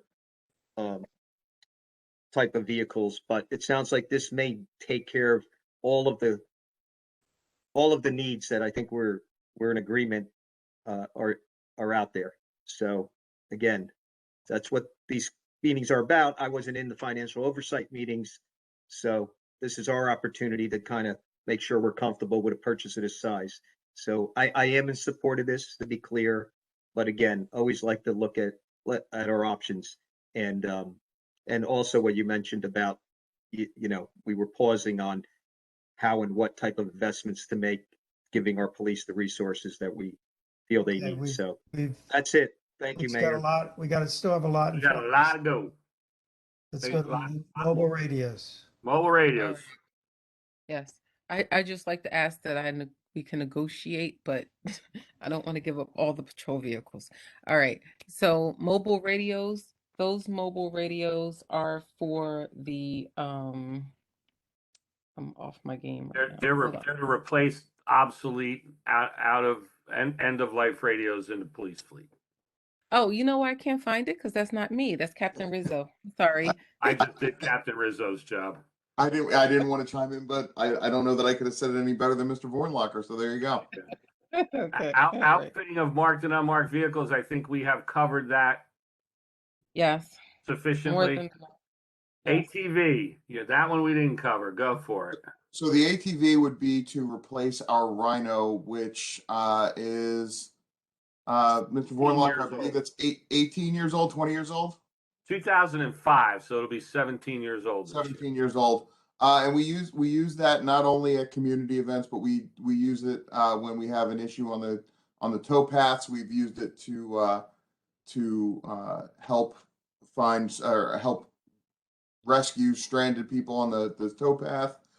We've used it for off-road situations when we need to. Open space for people who have been hurt on the trails. Right. And that would not be you know, we do have the Rhino now, 17 years old. This would be a replacement. It would not be adding a vehicle. It would be replacing the one that is now obsolete. Is it the right price? Because it's like it's a side by side, one of the large side by side ATVs. It's actually not a quad. It's right. It's a larger 4-wheel drive with the back kind of like a little mini pickup truck. So it's 1.25 times the price of a Malibu. They are more expensive than a car. All-wheel drive. Yep. They can drive places cars can't drive. And again, you know, we've had this for 17 years, so it's something that we take care of. And last, we want to make sure that when there is someone stranded on the towpath or stranded in open space, that it's going to start. It's gonna be ready to go. And I think the reliability of a 17-year-old vehicle such as this, it's just one of those things of you need to make sure the reliability is there. I remember, I think we paid $15,000 for the one that we have, and that was 17 years ago. Yeah. Yep. So that is the ATV. Now go 9 through 18. So 9 body cameras and tasers. This is year 2 of a 5-year project. We are in a contract with Axon, so this would be the second year of that 5-year contract. It is mandated by law for us to have that, so we're there with that. The UPS system batteries, that would be our battery backup system for our communications center and the radio system. Basically, in the event of a power failure, these UPS batteries would make sure that all of our computers stay up and running and keep going. We do have them now, but they are end of life. So this will be to replace the system that we have. Cradle point modems. I'm sorry, I'm going fast. Are there any questions on that? Keep going. Okay, Cradle point modems. So the connectivity in our police cars, the Cradle point modems would be used to connect our MPCs, the mobile police terminals, to dispatch and to the internet. These Cradle points actually would offer, we actually have done extensive tests with the assistance of Mr. McQueen and his staff. And it basically gives us a more reliable signal in areas of the town that are notoriously less reliable for an internet connection. And obviously, as you're aware, it's imperative that the computers have an internet connection. That's how they connect to the state systems and our CAD system, so officers can do the reports in the cars and check cars for lost or stolen. So And also, I'm sorry, Captain Rizzo, also GPS. So we know absolutely where our GPS for the cars. So all of this is tied in. And this actually goes in concert with number 16, moving on to that. When we get to that, I'll explain. But these cradle points are necessary for the MVR, the newer MVR systems as well. Captain Regan, did you want to talk about the speed signs? These speed signs are just obviously what they are. They're the speed signs we put out on the various roads when we have complaints of speeding. We have our roads that are notorious, for speeding, and we get the complaints often. Right now, we have several signs. We rotate them around. It is a little bit labor intensive to get them up and down and in the right spots where they're actually giving accurate speeds. Last year we talked about it again, and we were asked why we weren't asking for more of them, because the public seems to like them. So, well, here they are this year. We're looking to expand and replace a few of our older ones that are no longer usable. They're just like with anything else. They do eventually have a life expectancy to them, and this would just be adding to that, so we can be more responsive to the complaints on the residents. The signboard,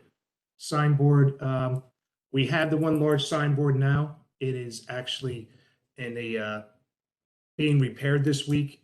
We had it working perfectly last month. We had it down on Matilda Road. Last week, or the week before, we attempted to put it out on Route 27 to try and get information from the public, and we had a lot of lights out of it. I believe it is approximately 15, 16 years old, but we should be able to fix it and keep it working for now.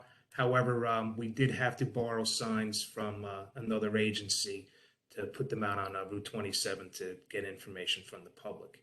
This, again, would be expanding our capabilities to give information and to get information from the public. Any questions? Any questions on that? Captain, quick question. The 4 radar speed signs. So I heard something about the adding and replacing. So what would be the net increase that we will have of total working signs of the 4? I believe we had 5 working, and there's one right now that is down. I do not think we're going to be able to replace it, and several of the other ones are reaching that point. So hopefully we can get through the whole year and we can have approximately 8. So with this there'll still be a handful. So we'll have a net gain of working signs for 2022, 2023. We'll have a net gain from what we have now with these 4. Yes. Yes, as long as they maintain their their capabilities, and we can, if we do need to upgrade them or repair them, we can get it done. You get them done. And then the signboard, is a town of our size maybe would benefit by having two fully operational signboards? The other one, I wasn't clear if we're actually going to have a second, or this kind of on its way out. But I know they're invaluable when you do use them for type of thing you described. So There's two in the budget right there. oh, I'm This is- looking at signboard one. I'm sorry, number 14. There's small signboard number 13 and signboard with ALPR capabilities. There's two. I apologize. My eye was glued to the signboard with the ALPR. Great. So we'll actually increase the amount we have of those two. When we really need to get information out, it is great, like you asked, if we're going to have two signboards, one going north, one going south on Route 27, for an example. That way we get traffic going both ways on the Franklin Boulevard or even Hamilton Street. So, no, excellent. I fully support those. Thank you. You're welcome. Okay. So last year, the front desk area, we discussed this with Carl Hawk. So our front desk, when you walk into the police station, it's obsolete. I believe it's been that way since 1991. Mr. Vornlocker can correct me if I'm mistaken. No, it actually hasn't been like that since 1991. When it was originally built, it was open and airy, and you could see inside from the lobby. It wasn't shut down like it is now. It was what you're trying to do is basically take it back to the way it was originally designed. Okay. So Yeah. I want to open it up, make it citizen friendly. I believe when you walk in, you just don't know what's what. Where are the police is the question. People don't know, what door to knock on. I want to open it back up. And we learned during COVID that the space that the sergeants are in that room is not big enough. During shift overlap, you could have 4 sergeants and 1 lieutenant in that space, which, we need to open it up. Space is being wasted. And as you know, the technology that we have now, there's multiple monitors with cameras and things going in that room, and it's just not all fitting. So that needs to be renovated. Any questions? What I'm asking for that? Okay. The Axon MVRs, basically, right now we have the Axon body cameras. We want to start phasing out the other motor vehicle recording devices that are on the vehicles, because the company, that equipment's becoming obsolete, and we don't want to get caught up without cameras on the cars. And the Axon cameras work together. They work so well together that, there's certain activation mechanisms. Another town was in our police department and everybody's cameras activated, which is good. It's good, because if there was, it was a false activation because they didn't need it. But if we needed that, guess what? We need all the things to work together. Right now, our officers have to carry a mic that's connected to the car. They have the body camera and, all the other gear that goes on them. We want to streamline that as well. So it's not just about the look, it's just about making things simpler, so they don't have to remember to click on 2 different devices and the car, when everything is the same, you hit one button, everything works. Any questions? Did I understand you're saying these cameras are obsolete and going out of style and you want to buy more? No, the ones we have are not this brand. Right. I didn't want to say the brand. The brand that we presently have are becoming. I'll say it. We have mobile vision cameras in the cars, Mayor, and they don't play nice with the new body cameras that we have. Well, and that would bring it. Okay. All right. I thought you were getting more obsolete. No, not just that. They're becoming obsolete. Well, yeah, it's hard. Some of them are old. Well, yes. Yep, they're But old. if you had mobile cameras that were compatible with the body cameras, the back end and all of the equipment and the storage is all compatible with each other as opposed to having two standalone systems. In addition to that, you're going to have a situation where the Axon cameras are going to be a cloud-based system versus the L3, which is a server-based. And while we just replaced the server, that will obviously become end of life, and we would need to worry about that again down the road. With cloud-based storage, you don't necessarily have to worry about that. No, and so this 12 is starting the move towards Axon and phasing out mobile vision. Correct. That's correct. And that'll be about a third of the cars done just with that. a little less than a third, right? Right. Because your traffic trucks have some, it's a little more than 40 all told. Right. Captain Rizzo, I'm sorry. I think you were tough supposed to do books. this. I'm sorry, what was that, Director? Yep. No, I'm sorry. I started. I'm so anxious to get through it. You were supposed to go. I'm sorry. Again, I think that pretty much covers the Axon body, MVRs rather. The 10 Panasonic Tough Books, as I said in the OE, there was a $10,000 increase for out of warranty repairs on MPCs that couldn't be done in-house. We have to send those out. Obviously, we have a rotation program, and we would need to get 10 just to have that replacement program. These are obviously outside the cars because they get moved around between the cars. But this would hopefully be able to minimize some of those costs on the operating side down the road. Because again, the hardware systems, as they're out of warranty and fail, that's not something that our IT staff can do. We have to send that out.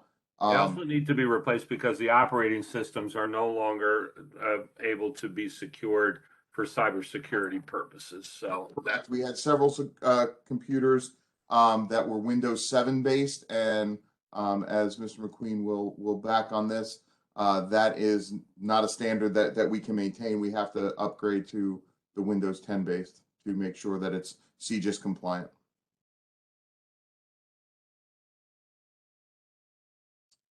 Director, did you want to talk about the simulator? I do. And last but not least, the Firearm Simulator Training System. It is a training tool for our officers, for our citizens, and in light of everything that's going on in the nation, this type of training is very timely. And I think that, our citizens will learn from it. Our officers would also definitely learn from it. Split-second decision making. It's a portable unit, so we can use it anywhere as long as there's a, I think, is it 10-foot wall? And you just can't train officers, just by doing things and looking at paper and watching videos. I think hands-on is the way to go. That's all I have for that one. then the last request that really, I guess it falls under the police department, is 2 portable radios for emergency management to replace the emergency management radios that are end of life, I believe, correct? Yes, that's correct.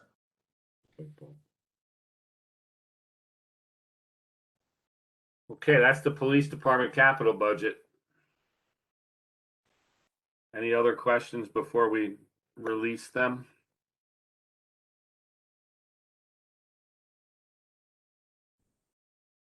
Thank you for what you do. Thank you. Okay. Right. Good night, everyone. Captains, Good night, everyone. Thank you very much. Thank you. Thank you. Have a good night. See you in the morning. Good night, all. Good night. Good night. Right. Carl Hauk. Good night.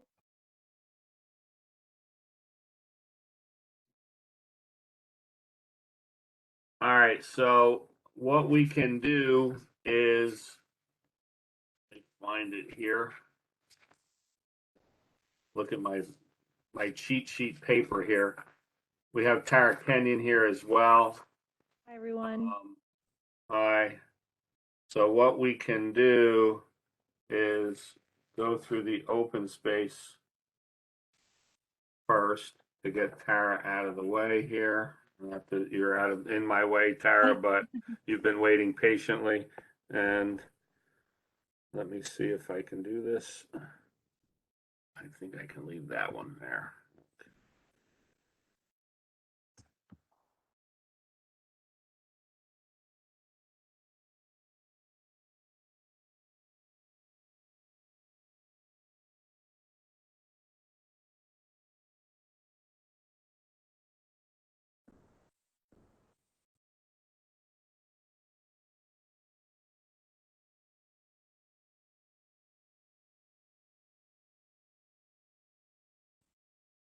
Okay.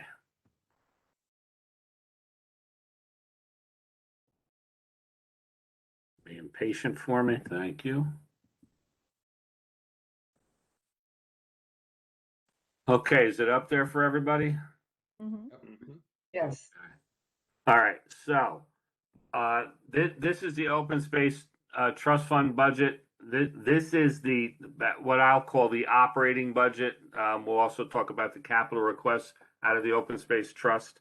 And I believe, if I get down to the bottom here,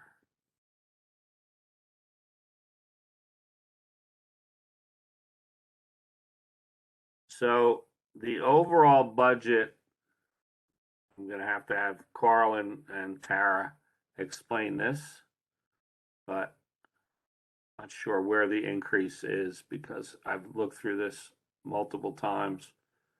I don't think we have this page.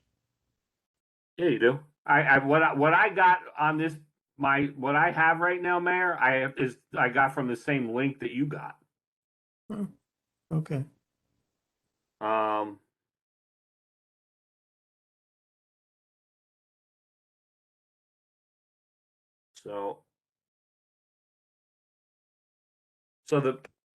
So Kathy Moody, are you there?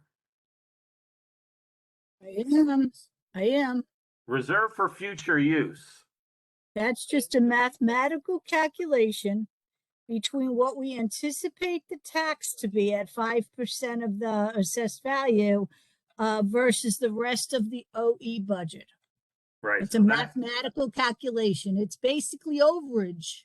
Right. So really, the truth of the matter is that in this particular case, while it shows a $779,000 increase in the open space budget, that's not necessarily true. No, because basically what we have reserved for future use is almost $2.4 million. Right. So actually, there's a decrease because as I look at the lines in his budget, there's a decrease of $9,007 on the very first line, the salaries full time, and there's only two other increases of $2,400 and $4,000. And to point out, this also includes the whole capital budget as a cash capital budget. So online, what I think it's 900 capital improvement fund of Yeah, $480,000. Right. That actually includes the requests for the capital budget.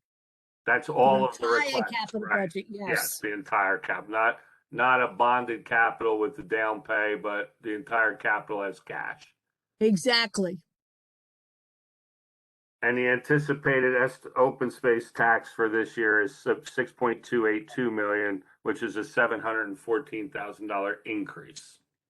Except I'm not sure if that's 6.282 or 2.62. It might be 6.2. I might just have a bad copy, and I'm also not wearing my glasses right now. It's not a clear copy, and I'm having trouble both with my glasses and without. But I think it's a 6.2. It is. It's a 6, but that's close enough. 6.3. Yeah, I'm happy rounding. You're right. So I guess on the OE side, are there any questions that any members of council have for either Tara, Carl, or myself on this? This does reflect a slight decrease in the amount to be budgeted for the full-time salaries. And the reason why there's a slight decrease is there are 2 employees that are billed for 12 months of the year for out of open space for park maintenance. And one of those employees that was originally hired when those 2 employees were charged 12 months has since been promoted. So I instructed everyone involved in the preparation of this budget to bill for the lowest paid laborer working in the Parks Department that's been brought on since this was started. So that's why there's a decrease of about $9,000 to be charged to the trust.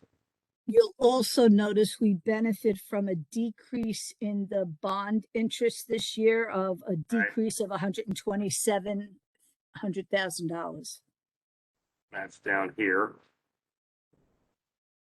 And I don't know what the weather is doing at anyone else's house, but I can tell you that I'm being pummeled right now. So I'll definitely stay off the camera because I'm kind of wincing here.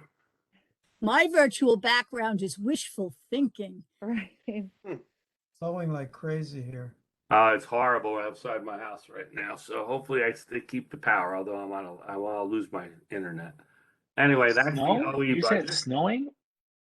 No, it's oh. I think blowing Wind was is what you howling. Blowing. It's raining hard, really raining hard. It's blowing, yes, not snowing. It's blowing. Oh, over here on the Florida end, it's sunny and warm. Oh, and keep no rubbing it humidity. in. Keep rubbing it in. All right, so I am scrolling down now to the capital. I think. Yep, You just missed passed it. There you go, Oh. right there. It's so small that I went right by it. There it There is. you go. Okay. Carl and Tara. Carl, why don't you take the lead Yep. and go through this list of open space capital? Okay, the first one is for IT, so that's the security cameras, and he'll go over that later on. Yes. 2 Bobcat, those are the smaller mowers, to replace ones that are very, very old. Wide area mower, that's a larger mower. The current one that we bought about 3 or 4 years ago has pretty much 100% usage. It's used on the larger areas such as Williams Park, Inman, the Weston cricket fields, a lot of wide open, even Middlebush Park we use it. This is just to make us more efficient and bring down our mowing times. Right now we're on a 10-day cycle. Batwing Rotary Mower. This is something that came out of an open space meeting regarding Public Works now getting involved in mowing the grasslands, which is 150 acres between the 2 properties, which would be Negri Napodi off of Skillman and the 1091 Canal Road Preserve that will be planning on doing every year.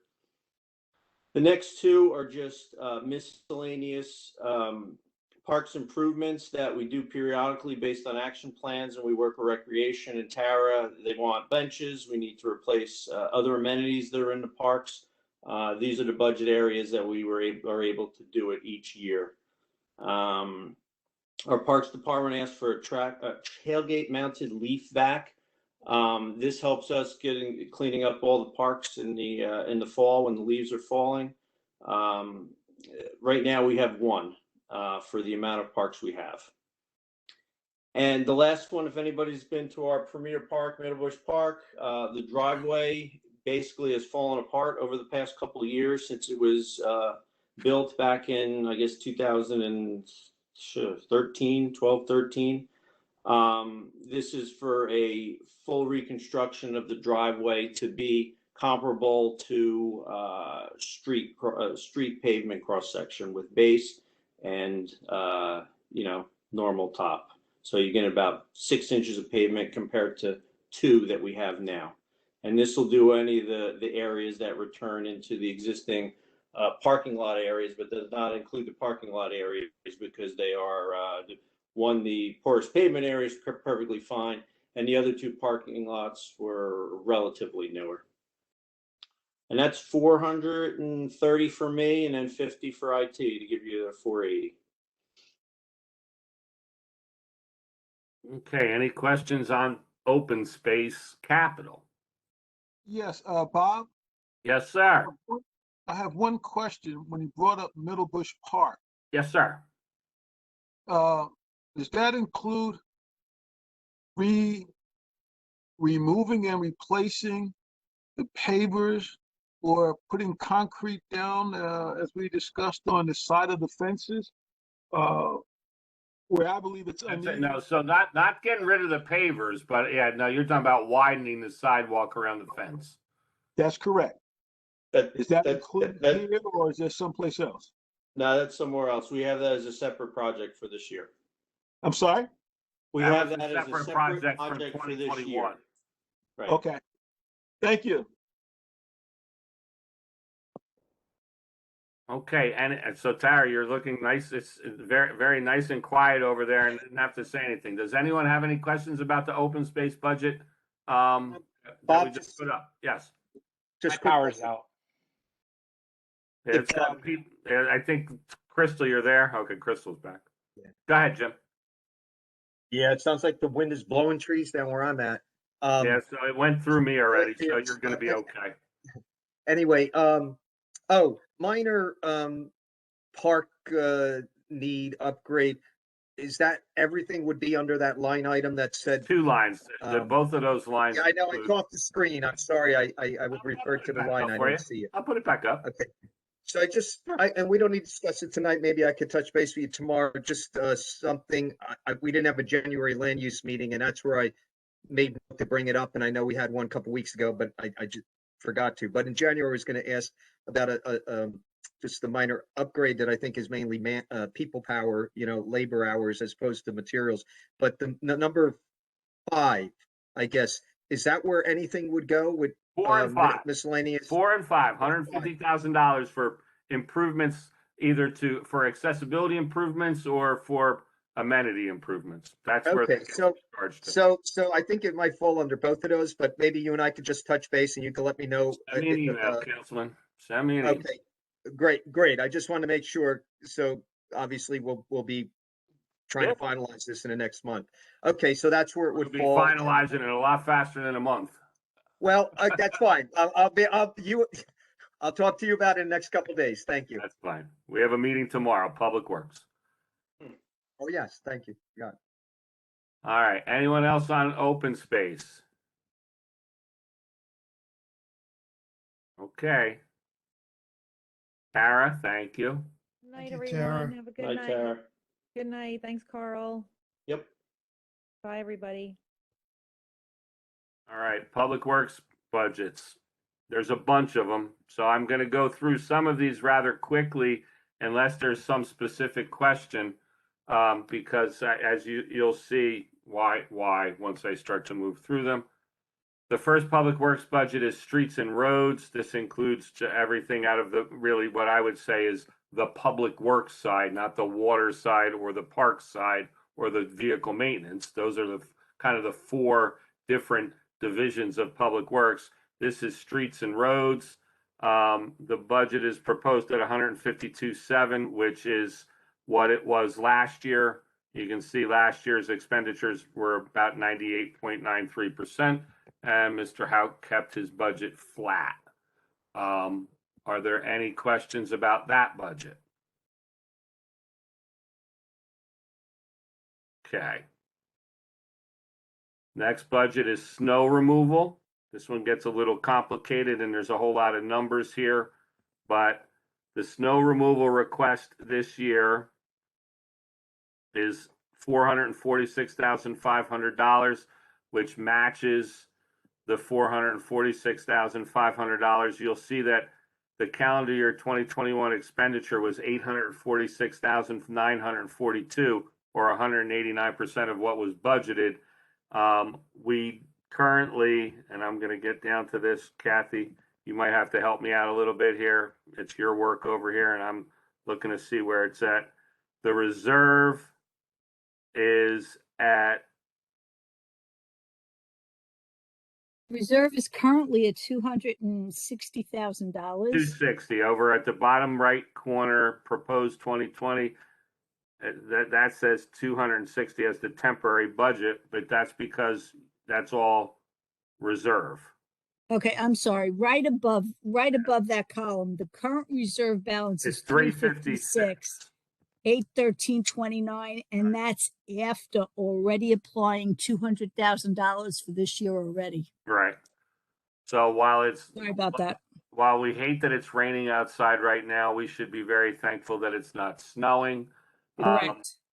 Our snow reserve is not really a snow reserve anymore. It is a storm recovery reserve, and it was this money that was utilized to pay for the debris removal in response to Hurricane Ida.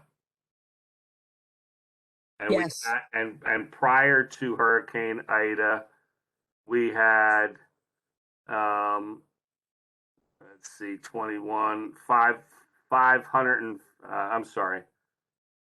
Back at the begining of the year last year, we had 958. $958,312 on 12/31/2020, and on 12/31/21 we had 554.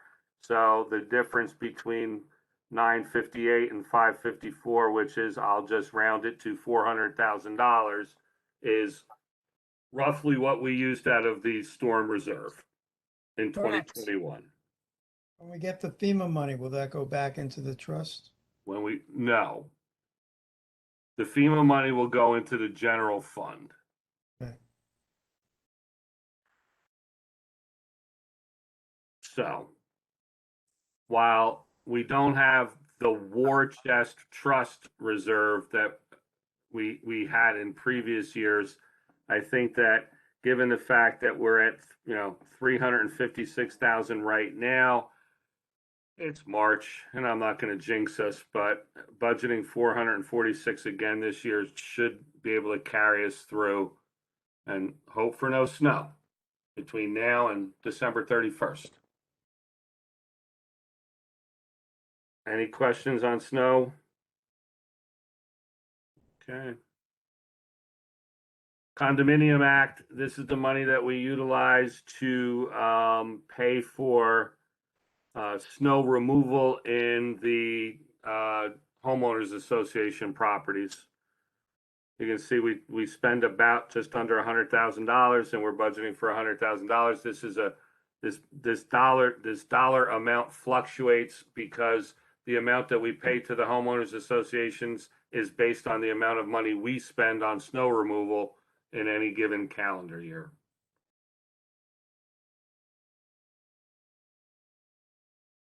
Okay. Sanitation is up $161,055. This is the cost of recycling, which is the largest increase of $103,901.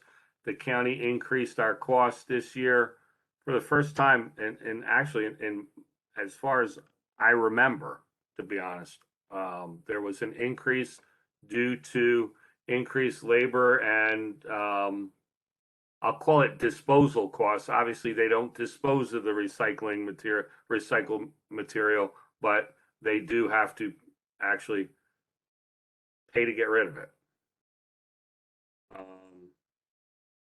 And then there's our garbage collection as well.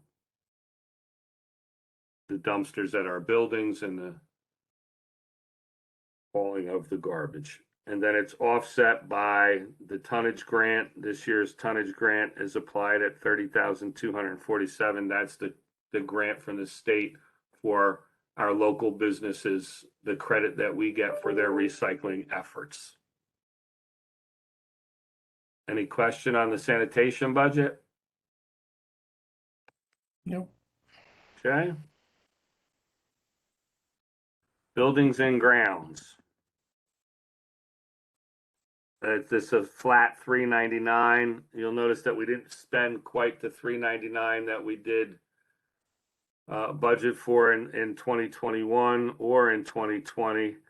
That's primarily because our efforts to obtain a contract vendor to clean all of our office buildings had been relatively unsuccessful because of a failure to perform on the part of the contract vendor. We're hopeful that this recent contract award looks like it will finally start to work when, Carl? Maybe in the next couple weeks? Crossing my fingers. Crossing our fingers. We have discussed this in financial oversight. We're at the end of our rope trying to get a contractor to come in and clean our offices. The alternative would be to hire a staff of part-time cleaning people to clean the offices. If this contract vendor fails, I'll come back and let all of council know in a manager's report at a council meeting. Hopefully I never have to give that report and they perform adequately. But if they fail to, then we'll have to go to plan B, which is make a mid-year switch to part-time employees. What we have been doing up until this point for the last 2 years of this COVID pandemic is utilizing Public Works Department staff to clean the buildings. That's why you see it. I won't call it a cost savings. It's an unexpended funding in this particular budget. Any questions on building and grounds? Okay. Question for Yes, you. sure. 35, row 35. If you scroll back up, Yeah, sure.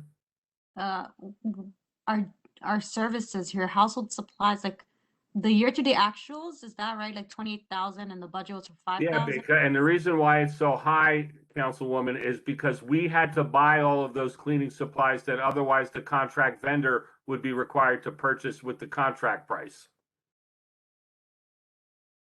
Okay. Do you know what I mean? Like, so all of the things that our employees had to use to clean the bathrooms and offices and floors are things that would ordinarily be paid for by the contractor who's cleaning our buildings.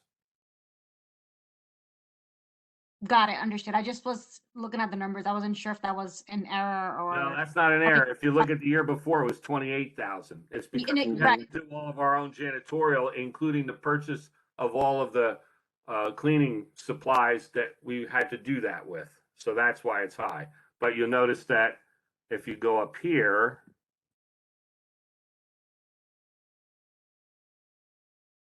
where there was $300,000 budgeted for cleaning and maintenance of building and facilities, and only $102,000 and $127,000 was spent.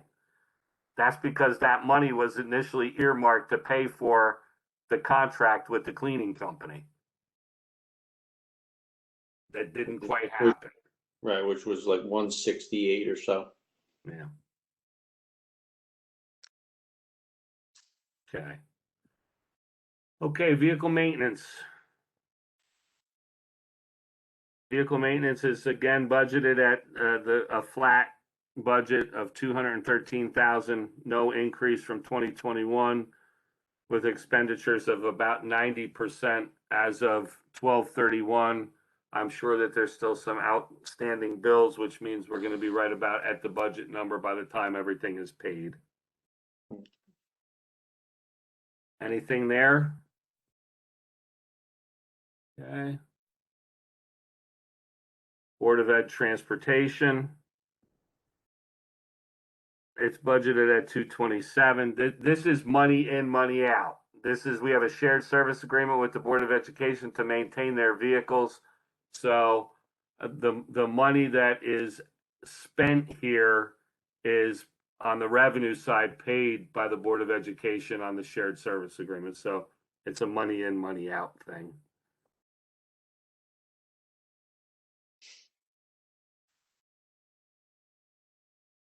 Utilities. Utilities is showing a $30,000 increase in electricity from 510 to 540.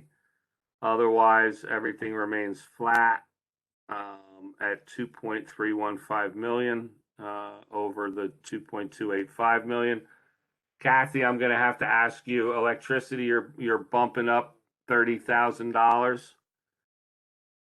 Yeah, but it's basically for the whole category because there's a good chance it'll wind up coming out of telephone. Right, okay. Plus, you now have the youth center It's another building, right. with 18 air conditioning units. It's a big building, 24,000 square feet. It's gonna cost money to keep the Yeah. electricity on and not get shut off by public service, yeah. And all things considered, considering we did not increase gasoline prices, and with the price you've already seen at the pump, Yeah. 30,000 for this whole category is pretty cost efficient. Yeah, we're gonna see where else all goes. Carl and I had a discussion today, and there might be some decrease in gas usage by the Public Works Department soon. So we'll see.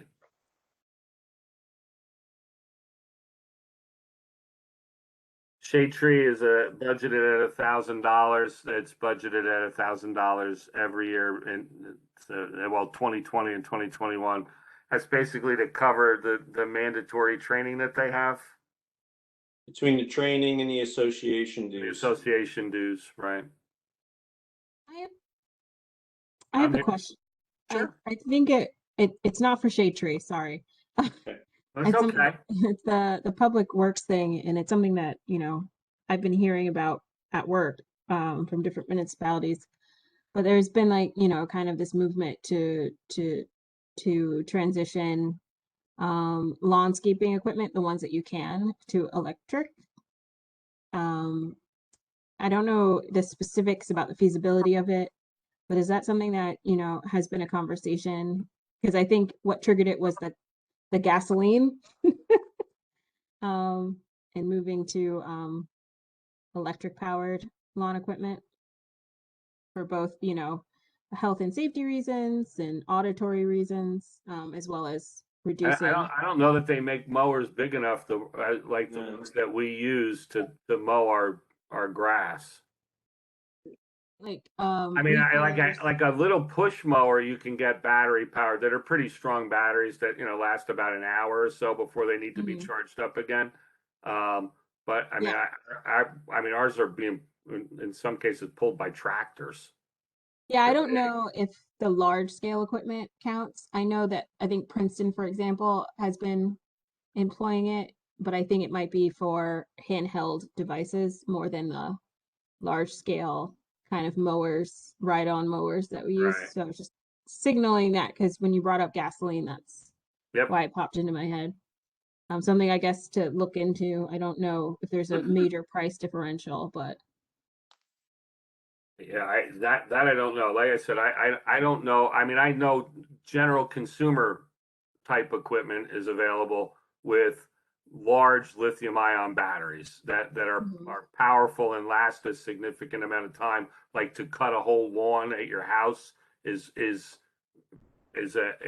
reality now with rechargeable lithium-ion battery pack mowers.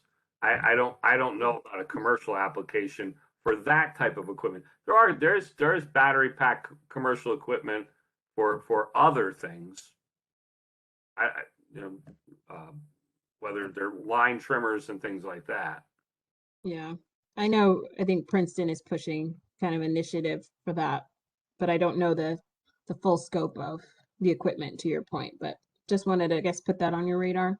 Yeah, I mean, I'm friends with the Princeton administrator, so there you go.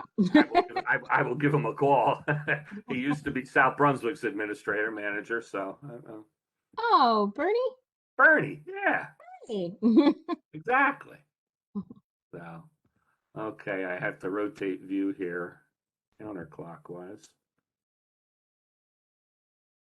to the next one. All right, water utility. Carl, this one you got to do on your own here. I can't do it for you. Okay. I'm going to have a hard time reading the. Okay.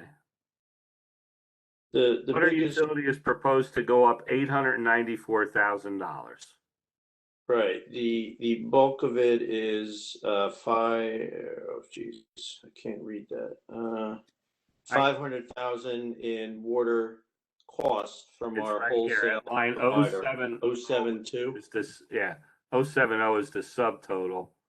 So 72 water Right. goes from 8.5 to 9. So that's Right. $500,000 increase in the water utility. And then another $10,000. There are fire hydrants in the town that the township does not have water mains in front of, such as Mettler's Road and sections of Schoolhouse and Weston Canal, that we pay American Water, who does have water mains there, to service us with fire hydrants, and there is a monthly fee for that, and that has gone up significantly in the past, I would say 3 months. I think they got their rate increase last September, October, November from the BPU. So we pay per hydrant per month for the ones that they provide emergency or fire service for us. And that's the $10,000 one. Correct.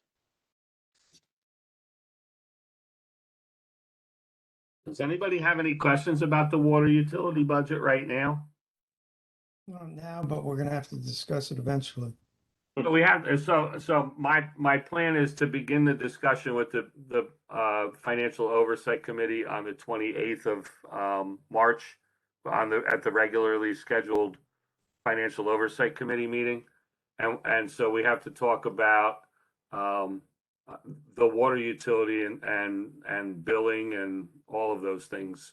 And so I would say that will be the next time we discuss that aspect of it. But is there any questions about the budget part of it? I have a question. Sure. Did he say it cost us 10,000 a month? For No, the fire? it's $10,000 a year for those fire hydrants that we don't own. Okay. Increase, yes. Oh, and a $10,000 increase, yes. Yes, it costs us $40,000 a year. Okay. So now we're talking 50. No, it was 30, now it's 40. Okay. Thank you. Well, yeah, we expended 37.7 last year. And they raised the rates. Yeah. Okay. No other questions on water at this point? I will scroll down a little bit more here. We already did open space. We'll do IT next. DPW vehicles, all yours, Carl. Okay, I'll move through this. If anybody has any questions, you could stop me. 2 pickups with plows to replace 2 vehicles that are currently in the convenience center waiting for auction because they rusted apart. Similar with this one, we have number 2 and number 7. We have 2 rack body trucks which we lost this year. They were both purchased right around 2007, 2006. We use them for trash runs, miscellaneous other things that we do in the parks, and right-of-ways and township properties. Number 3, electric forklift. Over the past year, we've been keeping more parts due to COVID and everything in stock. This includes tires. This includes a lot of other vehicle things. So we converted an entire area upstairs at Public Works to storage for vehicle parts, equipment, and other miscellaneous things. So we'll need a forklift to get the pallets up and down. This will make it more efficient and safe for the mechanics. Realizing in the times with limited availability or longer lead times for parts and material, we made that decision over the past 2 years to increase our supplies of materials on hand. Councilmember Potosnik, does that count as an electric vehicle? They do have propane gas ones, so this one's electric. This one's all electric. I think we lost him because he had a power I think failure. he said he lost. Someone He's said not they the lost only one. power. Apparently, I've been getting text messages from some of our viewers. They lost power too. So I just have a point of clarification. Carl, did you say you have to buy a forklift because you have to lift extra supplies up in the area, storage area? Is that what that's for? Yes, when the building was built, the upstairs area was built to accommodate, storage of larger things such as snow plows and everything else before we had a big yard as to what we have today. So the floor is rated for, supplies and storage, all approved with the JIF. We actually went through an inspection not too long, a couple of years ago. It's just safe to be able to bring larger things, tires and other pieces of, supplies for parts for vehicles that we want to keep, just to be able to get the vehicles in and out quicker for repairs. But we're not stockpiling equipment, right? No. No, this isn't equipment. This is to do repairs. This is parts. These are parts. Parts, equipment, we're not stockpiling. Parts, tires. The biggest thing is tires. We did a whole section upstairs for tires. Okay.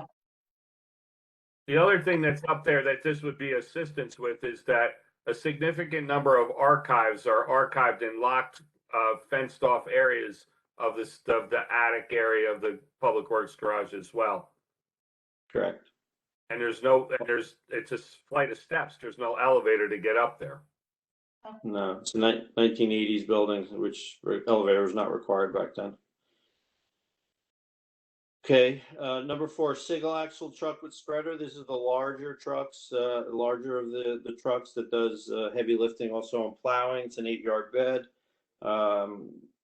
just to replace an older one. Our foreman came up with this idea, and I support it. Some of the biggest issues that we have is salt spreading after events, storm events, and we have at least 5 mason dumps.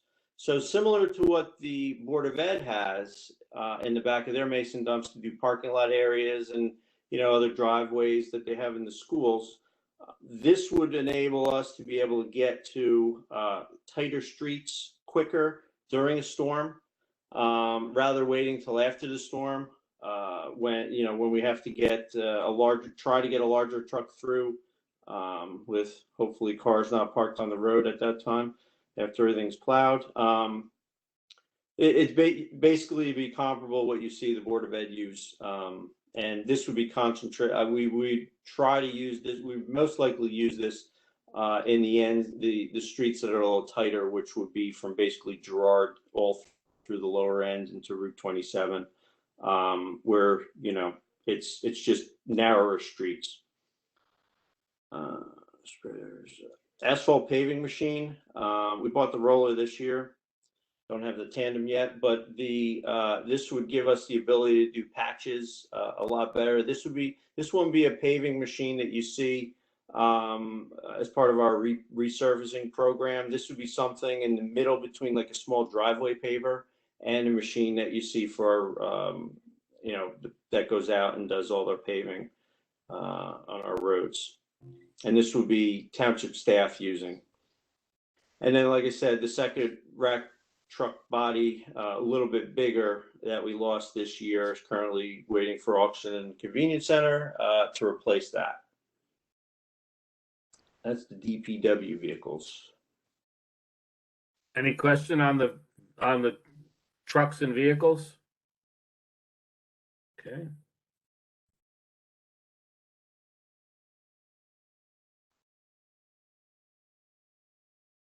Building capital. Okay, so these are all the buildings, and they're kind of grouped together. So I mean, the order is not really, and I just have the buildings grouped together. So municipal building, these are to replace 4 HVAC units on the code wing. The wing was built in 2006-07. It was here when I got here, so 6-7. And the units, we've been having significant problems. So Vince Lupo asked for them to be replaced And there are 4 units in each for that whole wing. Replace the code roof, which includes removal and replacement of the solar panel. Again, it's a flat roof. It's I'll say beyond end of life. We've been chasing and patching leaks for the past 3-4 years, so it's time to do the entire roof. Municipal building, again, replace the council chambers carpet. That would be the last of the carpet in the entire building. It's with the moving of the tables and a lot of other things that's been happening there of late. The carpet's buckled, become a safety issue. So that would do the room.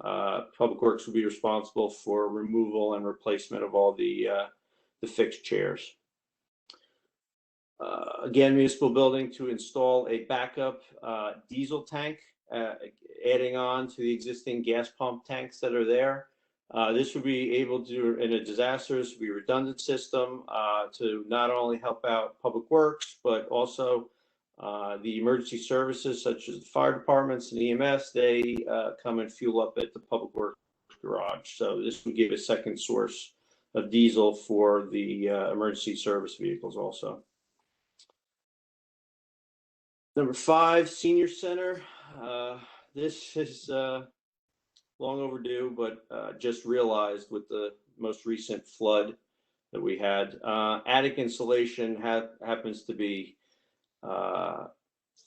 not enough. So this and number 7 with the sprinkler retrofit would bring that building back into something that we don't have to worry about, a sprinkler head in the attic popping. This would finalize that building and all the upgrades and repairs. We currently, as of this week, last week into this week, the roof is being replaced, not only the shingled roof, but as soon as the weather turns good, temperature-wise, they'll be doing the flat roof on that building as well. Senior center, this was a request from Bo to replace the tables for the seniors and for the large community room. The multi-purpose rooms, I guess the 3 divided.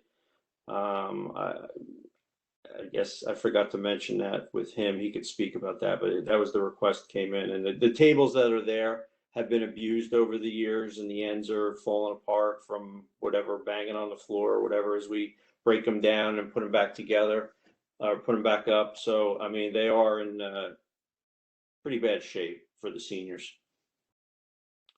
I think that those are the tables that were purchased when the building was built. Some of them, yeah. I don't know if this is a phase. Yeah, I think they're 1998 vintage. Yes, some of them are. Yeah. Number 8, animal shelter, dog run door replacement. The building is considerably old, and the dogs have actually beat up the doors. This is to replace them on the 24, I believe, dog runs. Mm-hmm. We just replaced this year the HVAC. There's 3 units in that building from mid and back. And this would be a management system to make the units more efficient in monitoring. Not only would send out alarms if there's an issue, such as we have in every other building, with the exception of Public Works, which we got the management money in 2021, and that work is in progress. So every building will be able to be monitored via the internet as I do, and make changes if there's any issues. And know when a unit is down, more importantly, during either a heat or cold event. Now we go into DPW, next group. DPW bay door replacements. These are the large garage doors. We did the mechanics wing this year that just got completed last month. This would bay doors, motors. The remaining of the building would be phase 2 and final. That would include the equipment wing, the wash bay, and the sign shop. Man door replacements. The doors are pretty old. They are well, I'll say end of life for a door, but they are leaks and everything else. And this is the only building that we really haven't done the contractor grade doors that we did in pretty much every other building. Yeah, every other building. We're the last. How many doors are there, Carl? There are 1, 2, 3, 4. Excuse me 1 second. I'm sure we have a tree down. Hello.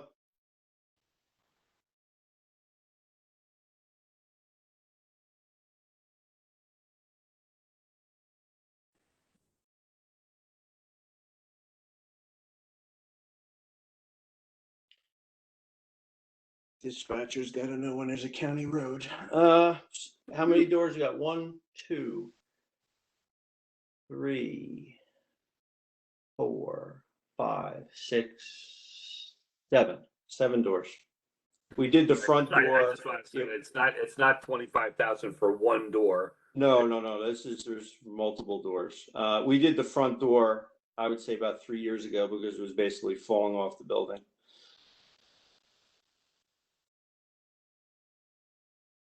Okay. DPW safety lighting in the parking lot. This would be to add lights not all around the perimeter near the fence, but also on the Public Works building, the pole barn, the salt dome, and more lights on the recreation building in the back to flood the rear storage area. This came as a request from staff when they come in. It's, at midnight during a snow event or whatever. It's just not really enough light in the building. I kind of agreed with them. DPW crane. When we built the for the lean-to, this is a crane that would for the salt barn offset lean-to area that would enable us to easily take on and off spreaders, similar to what other towns. I know Montgomery has it. I'm pretty sure one of the yards at the county have this. Easily offload and on spreaders, so we can multi-purpose the trucks as needed during, the winter, when we pretty much now are leaving the spreaders on for the full season. So it limits us to only 2 trucks, which are water trucks for emergency water breaks and whatever other emergencies that may come up. DPW, the main bay, epoxying the floor. This is where we do, and it's all pitted right now. This is where we do take on and off all the spreaders, plows, and maintain our equipment. The floor is starting to go, and this would be an epoxy system similar to what you'd see for like a 2-car garage, homeowner 2-car garage with flakes and everything. This is a system for more commercial use. DPW garage HVAC upgrade. This is to replace one unit, one of the 2 units. The unit in the admin area that's been it's not original, but it's been replaced once, and it's more than 15 years old. So this would be to replace that one. And we go into CRB, community resources, resurfacing the parking lot. We currently have an upgrade lighting project that's going to be going on this year. And once that's all done, the parking lot's in dire need. Now that it's used more frequently than the previous purpose or use of the building, it's something that definitely needs to be done. Police CRB also asked to resurface the existing basketball court in the back. It's a half-court building for $30,000. A half-court basketball hoop. I think there's 2, so I don't know how it's half-court, but whatever. It's pretty much original. I can't tell you when it went in. Maybe you know, Bob, but I know it was there before my time. It's a very long time, and they want to reuse that back area. It does have a pavilion and or gazebo area that I know they do a lot more things with the kids now that it's the change in use of the building. CRB, the building, it just windows go, and I can't tell you when they predate my predecessor from what I was told. So those windows in the building have to be more than 20 or 25 years old, based on the types of windows they are, and they leak. Some of them don't close, some of them don't lock, meaning close, seal right. PD, you talked about the file storage with Kayla, and the last big ticket item, which has been all over the radar, is the replacement of the flat roof on the police department. We've been chasing leaks every storm, such as I wouldn't be surprised tomorrow to get an email saying we have a leak in another room. We're up on the roof, caulking and doing whatever we need to do to seal cracks, but the material is just degrading to a point that we can no longer, effectively patch and chase the leaks. And that's buildings. Any questions for the building capital list? I just have one question. That flooring, is that just the epoxy coating, or are you redoing the actual concrete structure? You're talking about number 14? Number 14, yes. That's the overlay. That's the overlay epoxy coating whatever the mill thickness they put down for I don't want to say lifetime, but a extended, be able to use it and warranty extended, based on the type of commercial use with, the salt and plows and everything, all the equipment that's in there. No, I got you. I understand what you're saying, and that does not mean jacking out the concrete and replacing. No, I didn't think so. I just wanted to make sure, and that's just based on a square foot calculation. Correct. Okay. Just seemed high, but I know it's a big building, and I guess the floor you're going to get a 10 or year or more lifespan out of. I'm assuming. 20 plus. 20 more than plus, okay. that. I would imagine based on our use and everything, and be able to maintain it where it's not as porous, you're able to wipe it down, or we're able to drive our street sweeper through it. I would imagine it's probably closer to 30 plus. Fantastic. I saw the price tag. I just want to make sure, It's big. it was. I understand. I know epoxies and whatnot. Thank you. Appreciate it. That's all. Anyone else on that list?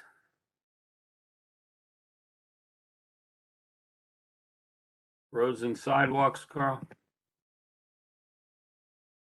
Annual resurfacing, similar to last year, asking for $2 million. Crack sealing program, which we started, and the contractor is scheduled to come in hopefully in April, just as the weather breaks now, to do their portion. The capital portion of is for larger roads that would take our guys to do forever. So we're doing the smaller side streets. They're in charge of doing like the larger, such as the JFK, such as the New Brunswick, such as the main, what we call the mains, Matilda, things like that, that have been paved of recent, and we could extend the useful life of the road by sealing the cracks. Street safe infrastructure. This is for curb, sidewalks, and miscellaneous other improvements on roadway areas. 500 is similar to what we got last year. Stormwater infrastructure, $100,000 is for the upgrade, replacement, repairs of stormwater systems in areas that we're doing paving and other infrastructure improvement areas that we're doing, for whether it be for water or just general paving. This is the price for the cost for materials for us to buy and Public Works employees to install. And sidewalks, this is for another phase of the sidewalks to schools project that we have identified. I think we did phase 1 and 2 already, and this would move into the other areas which are identified per the plan. We have our road survey back yet?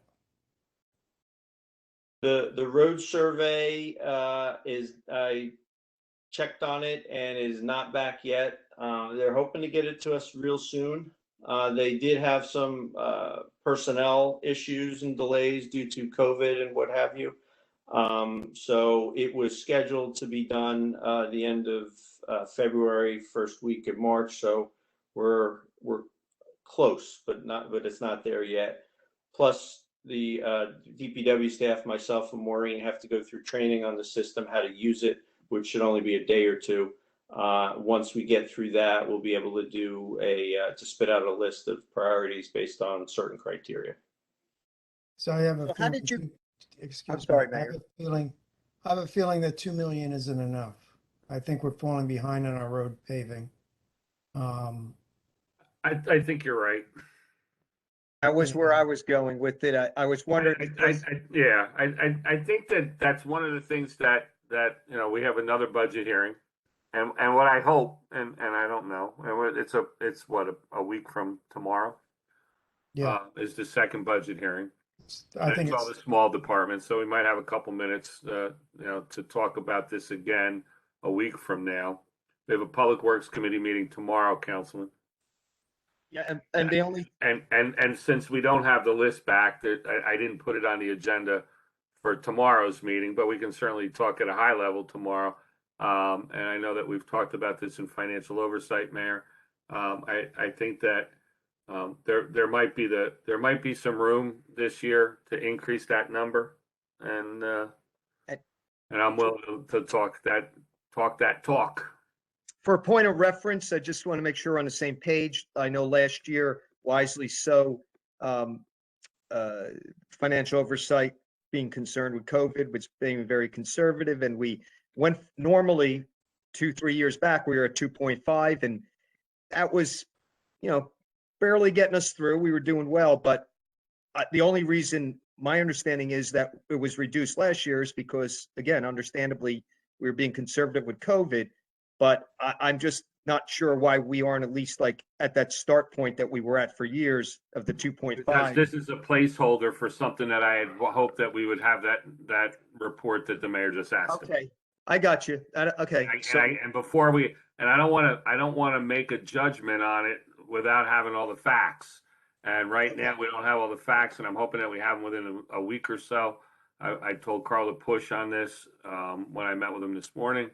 And that's what we're going to do. And if that number needs to be bigger, which I anticipate it does, and there's some of us have been looking at these roads for a long time and trying to get a handle on what it really costs every year to keep up with to keep them in acceptable condition. And I think that we did fill some gaps last year, Councilman, with Yes. some repurposed capital funds. Yes. And so we did kind of hold our own last year, and it wasn't 2 million. It was a number bigger than that. But I think that the mayor and financial oversight and public works are going to all talk about this in the next week or so. Okay, and just 2 one million other question. was 2 million was a number, and Councilman Vasanellas worked on this for years. Yep. But that was a number we came up with in, I think it was 2011. We jumped from 600,000 to 2 million, and the then engineer said, "Oh, we'll be caught up in 4 years." Well, and we're not. But my bigger concern, to be perfectly honest with you, is that crude oil is at $120 a barrel. All right, and you use and asphalt is a petroleum-based product. I fear that the costs for that are going to go up, and maybe what was $2.5 million as recently as a year or two ago is not quite going to be the same $2.5 million that it was then. Oh, good point. We will look at this over the next week or so. Like I said, we can have a discussion in Public Works tomorrow about it. We'll have a discussion in financial oversight. I'm hoping to have another financial oversight meeting immediately following that second budget meeting, and we're gonna have to make a decision. But I think you're both right. That all sounds good, Bob. And I just had one other question. I have no problem with all the other things listed. I just want to make sure I'm understanding correctly. The streetscape infrastructure program, that is our Hamilton Street corridor. right. That's I'm going to say a continuation of program. Yep. About 3 years ago, we talked about over the next 5 or more years, putting X amount of money. Now, I just want to make sure, I know we had a friendly little debate about 2 budget cycles ago, and I think the number was about 650. I'm not looking to raise this. I just am asking, any money we didn't spend from that allocation is still available, and this is just added on to whatever still wasn't spent from a couple years ago. Is that correct? Depends on Yeah, how. this is similar to what we did, let's just say on Key Avenue where the water department replaced the water main. Then we did sidewalk and curb as far as the streetscape infrastructure, and now the water department's gonna pave it. I got you. And we also. Let me answer. Yeah. The answer is it depends on how it was funded, Councilman. If it was a cash capital, if it was funded out of cash, and I don't know this off the top of my head right now, bonded capital would still be available. Cash capital would have been returned to fund balance. So for tomorrow's meeting, maybe we could just get a read on that to see if there is anything left from the prior allocations, so we know exactly how much we're working with for the streetscape infrastructure. And hopefully we can beef up for this year. I know COVID put a little bit of a delay on that. Okay, thank you. We did those projects through COVID. That's what Carl was now going back to what Carl was saying. We did several streets and utilized those funds for that purpose. Key Avenue being one of them. There were a couple of them that were done within the last 2 years. There were several that were done. Okay, no, I know we've been making headway. I know we've been making a lot of headway. It's just, I know we can only go so fast because the staff, we only have can only do so much. So anyway, I'm all good with it. I just, if we can get the numbers so we can see how much we can do for next year. Thank you. Anything else on roads and sidewalks? Councilman Wright, you're good with 750?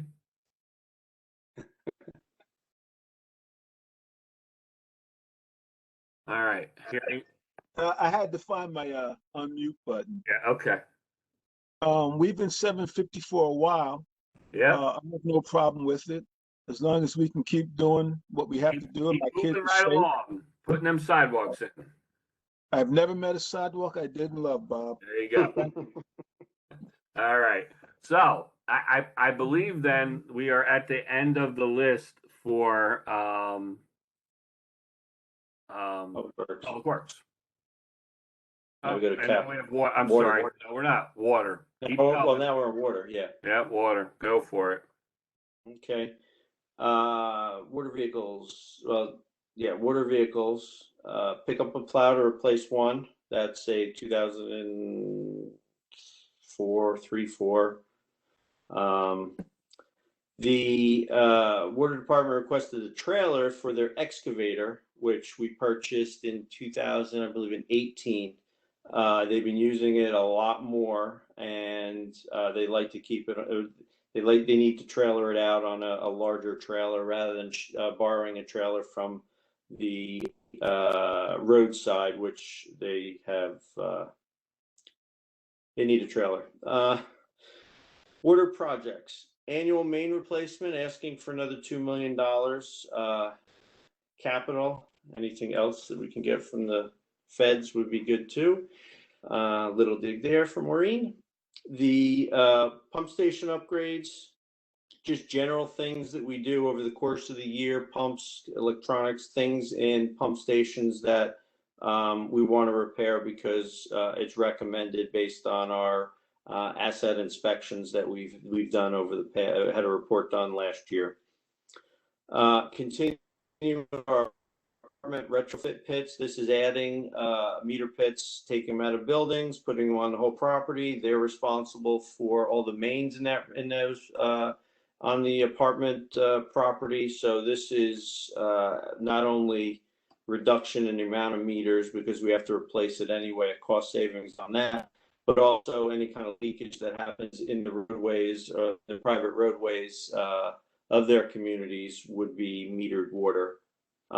Large meter replacement, just continuing in our large volume customers, large meters, anything over 2 inch or greater meter. This is the cost to purchase the meters, and the anything over 2 inches or greater is the responsibility of the property owner to do the installation with our aid.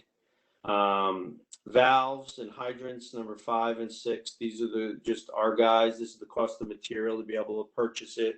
And we go out and, if a hydrant's broken, we replace it. If a valve fails, again, we do. This is just for cost of materials. Our capital projects manager, Maureen, has requested a new plotter. This is a machine that plotter/copier scanner that enables her to get all our capital projects out out to bid and send them up to purchasing. The one up at Town Hall in the construction wing, I bought when I first got here, probably in 2009, and it's been having significant issues. And OSE, same one that's up there, has recommended that it be replaced.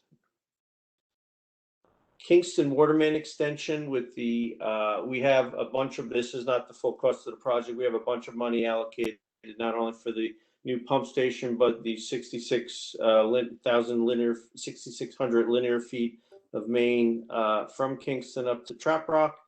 This is with all the escalating costs over the past couple of years and the, I don't want to say delays, but going through the permitting process, whether it be through the DEP or the NJDOT. These are the anticipated escalated costs based on a cost estimate from the engineer.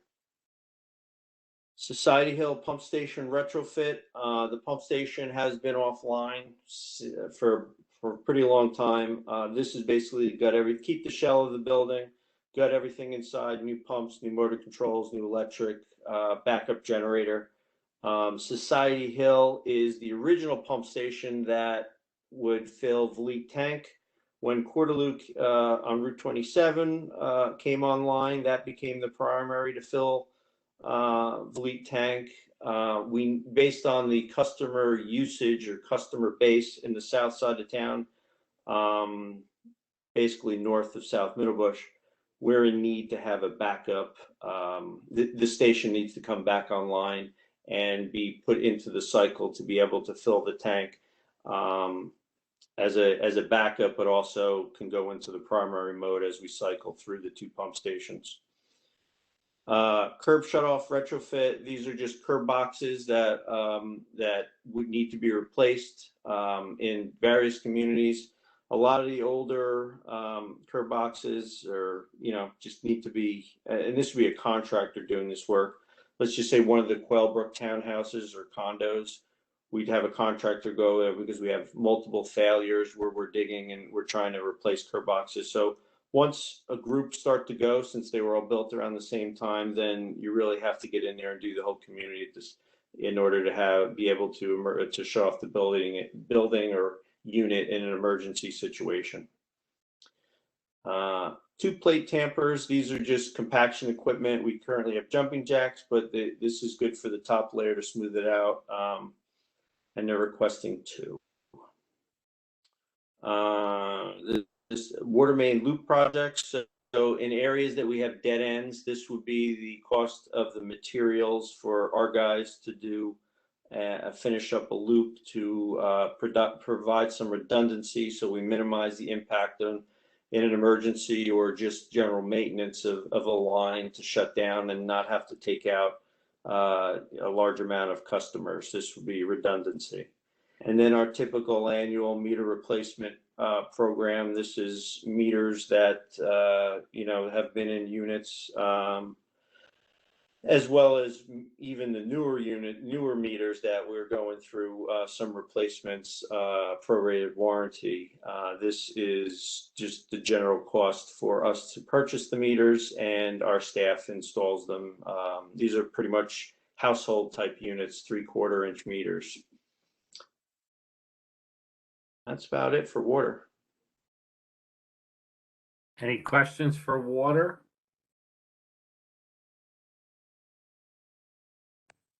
I believe that completes the Public Works and Water Utility and Open Space budgets. Excellent. zooming up to the top here. All right, so I am going to unshare and take a look at my screen and see who's still with us. Almost, well, everyone but Councilmember Potosnik, apparently. And wait, oh, yep, there, okay. There's I Chris. was knocked off the internet before for 10 or Yeah, well, minutes.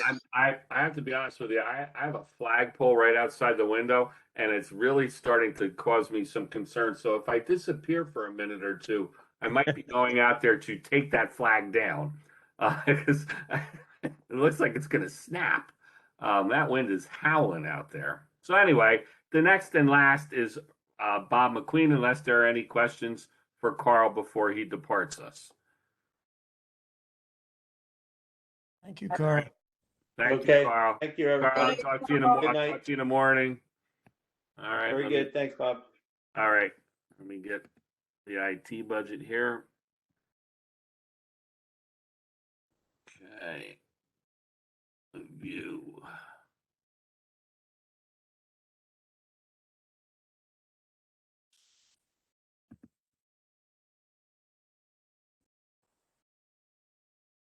Still with us, Bob? I am here, sir. Yeah, see, I figured you had to be with us all night anyway, so you might as well go last. That's what I figured when I saw that rotation. So, the IT OE budget. Oh, you know what? We forgot. So hold on a second. Before we start with Bob, I'm going to do one thing that I completely forgot, and Carl is now gone. There was a personnel request in the Public Works Department that I should bring to your attention. There was a request by Public Works for 5 additional laborers. I can give you the reason why. I don't need Carl to do that. The reason why is that with the increase in the number of properties that the Township Public Works Department has to maintain, in particular, the increase in our parks, with another park, Summerfield's, scheduled to come online in 2022, and hopefully we're out to bid for Catalpa in a couple months. The need for additional personnel to maintain our properties is really just become blatantly obvious to anyone who looks at what they have to do. And so there was a request for 5 additional laborers. The salary increase to the salary budget for those 5 laborers is $200,000, not to include healthcare benefits, but for salary alone is $200,000 annually. And that is a request of the Public Works Department, and it is a request, quite honestly, of the township manager. I think that our Public Works Department does a fantastic job, but one of the greatest complaints and one of the greatest demands of the public is the maintenance of our parks and open space properties, and I don't know that we can continue to keep up with it unless we add additional personnel. So that is the Public Works personnel request. Bob, I don't disagree with anything you said. I just had a question in financial oversight as you reviewed this, or however, wherever you reviewed it. Since it involves parks and open space, and I'm not advocating for or against, but was there talk about whether some of that would be coming out of the open space budget? There was none included in the open space budget. It was all included in the municipal budget at this point. Okay. Just to be clear to the public, we do use money from open space to pay for DPW work, but not these additional 5 was not coming out of open space. There was no proposal to charge the Open Space Trust for salaries for these additional 5 employees, which in all fairness would give the Public Works manager some flexibility on how he uses them on a day-to-day basis.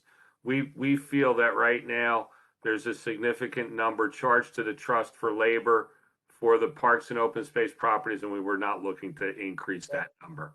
That was my next question, because I agree with the needs, but the needs, I think, go beyond they do, and that's beyond what you mentioned, and I just want to make sure, and we can maybe discuss it tomorrow in PW, that some of the things we're all looking to have more people power for. That's the story, and you're right on the money with it. So, yep. Thank you, Bob.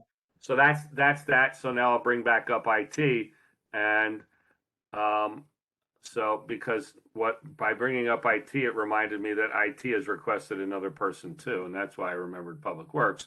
But Bob, your budget proposal is $308,833, which is a $10,228 increase, and I see a $20,000 increase on professional consultant and specialized services, with some deductions in other lines. So, Bob, why don't you let council know about your budget? Yeah, the contractual services is really for network engineering support services for the network. We don't have a network engineer level position on staff, and there are items that we really need to, we're reconfiguring our network, and we really need the expertise. So we have budgeted $20,000 to use them to help support the network side. Software came down a little bit, but again, that goes up and down based on 3 and 5 year contracts that we have with different software companies. We do try to leverage a 3 or 5 year if we can to lock in the price. So this year it's down a little bit from last year because there's certain ones that we had already prepaid. Other than that, that's pretty much the differences in the operating budget. Any question there for Bob on the operating? Okay. Gonna kind of flip this screen here. Bob, do you want to cover the staff request and Yeah, operating? we'll do we'll do the staff last. Okay. Oh, yes, that's what I wanted to do. Doesn't look like it's what I wanted to do, but I think at this hour of the night we're reading it upside down anyway. I thought I did it the right way, but obviously I didn't. One more time. There we go. And you were at the top of the list. IT Capital. All yours, Robert. All right, computer, printer, server, iPad replacement, that is standard 85. We're just, we're wrapping up a lot of our computer replacement. It's a 5-year rotation, but they were behind when I came due to other projects. So we're just catching up and wrapping that up. This will probably go down in future years as we've kind of caught up on where we need to be. The high-speed computers actually are for the body-worn camera footage on PD. There's going to be a lot of editing and redacting of those videos that need to be done, so they need higher-end computers for that. Digital work plan review workstations. Again, this is coming from code.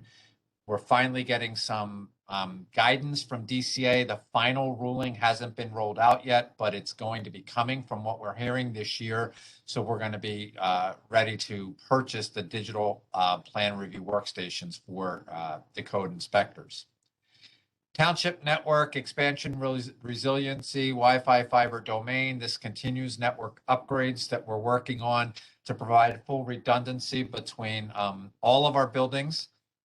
Wi-Fi upgrade at CRB and the outdoor gazebo. Currently, CRB does not have our townwide network Wi-Fi, which is so they're running off of an older cable modem for Wi-Fi, which is not throughout the building, and it doesn't give them coverage for the programs they're offering. The outdoor gazebo, the request has come in due to the events that are being held out there. The lighting is programmable as long as we can connect it to Wi-Fi. So we're trying to get the Wi-Fi network out to the gazebo to control those things as well. Door access replacement, public safety building is the last building we need to do. As Carl talked about the age of that building, a lot of the doors over there have hardware that need to be replaced as we do this. This will bring all of our card access system onto one system. Currently, PD has an older system that's on their own, again, end of life. They can't get parts for it. We're now going to have all of our buildings on one system. We had a change order here that needs to be from the work that we did on our door access system last year. We have to do some additional work, and incorporate the handicapped access so that when you swipe a badge, handicap doors will open automatically. Tablets for the assessor. This is due to the assessor software. BRT Solutions only will use Surface tablets, so we have to replace the older Surfaces that they had. Digital signage. We really need to upgrade the signage in all municipal buildings. It has been. Stop there because I wanted to talk about this one quickly. Sure. So the project here, because there was I was questioned by some on this as well for the $50,000 for digital signage. And so this is digital signage for all of our buildings, not including the youth center, because the youth center is already covered by digital signage inside the building. Why so high, Bob? It's the software to run it, as well as the display panels themselves. So it is the software package for the initial cost is somewhere in the area of about $20,000. And then these signs are going to be throughout Public Works, not only just for how to get places, but Public Works would be able to leverage their sign for announcements in their back area for their employees. We have the signage in this building, CRB, Senior Center. There's been a request down there in the community center, as well as some in the police department. So it's just covering all of our buildings. Okay. And then the software that runs that package. Okay. So I don't quite understand in the police department. Basically, the public area is right when you walk in there. You've got the court, you've got the police, you got. And not just for the once you're in- public. What? That's what there's not just for the public. This is almost going to be a similar to what it sounds like to me. It's going to, because he talked about the non-public areas of the Public Works garage too. This is almost going to be like an intranet type usage. Correct. So they can put announcements, things like that are related to staff on the backside of things. And the police department, currently, we have one monitor that isn't functioning correctly that runs on a Chromebook or Chromebox for signage out front of the main entrance. And as the director reworks the front, if that's approved, records, your desk sergeants, your courtroom, and all of those will be adding signage down there for that as well, and replacing the Chromebox. Do you have literature on a system like this? I would get it. Yes, it's a Samsung system, so I can get it to you. Yes. Yeah, I'd like I to think see that would be helpful. Are there going to be, I'm sorry, Mayor, I didn't know if you were finished. The other option is to not do all the buildings all at once, make it a Correct. 3-year project. Yeah. Well, okay. I'm sorry, Mayor, were you? Yeah, go ahead, Councilman. Okay. So, yeah, because some visuals would have been good just for us to understand it. I'm not against this. I'm just trying to visualize it better. But that was the other thing. I know you've probably researched the options, but I'm always curious to hear. I assume when you have things like this, there's usually a few options, a way to go about it. Then I didn't know if it was better. I think the mayor just brought it up. Is this something that would be better to try out at one building and then? Well, so if you're going to spend $20,000 on the back end, that's Is there a yearly cost with upgrading and licensing and all that kind of stuff that would have come with this? I mean, the 50,000 actually doesn't seem all that much to me. It's just the ongoing cost. Sometimes all of a sudden we don't realize that we're bringing more line items to the budget. Yeah, there would be maintenance cost on any software that we have to get the upgrades and the enhancements of the software. Because if you don't get it, then it gets outdated and you can't use it the way it's designed to be used down the road as technology changes. So there's always, a large portion of the operating budget for us is software maintenance for all of the software we use throughout town. This would be another, eventually, not year one, but in year two, you would have a software maintenance for it. And okay. I know those type of costs are out there, and that's why I asked, because sometimes it's good for us, even if it's just a ballpark.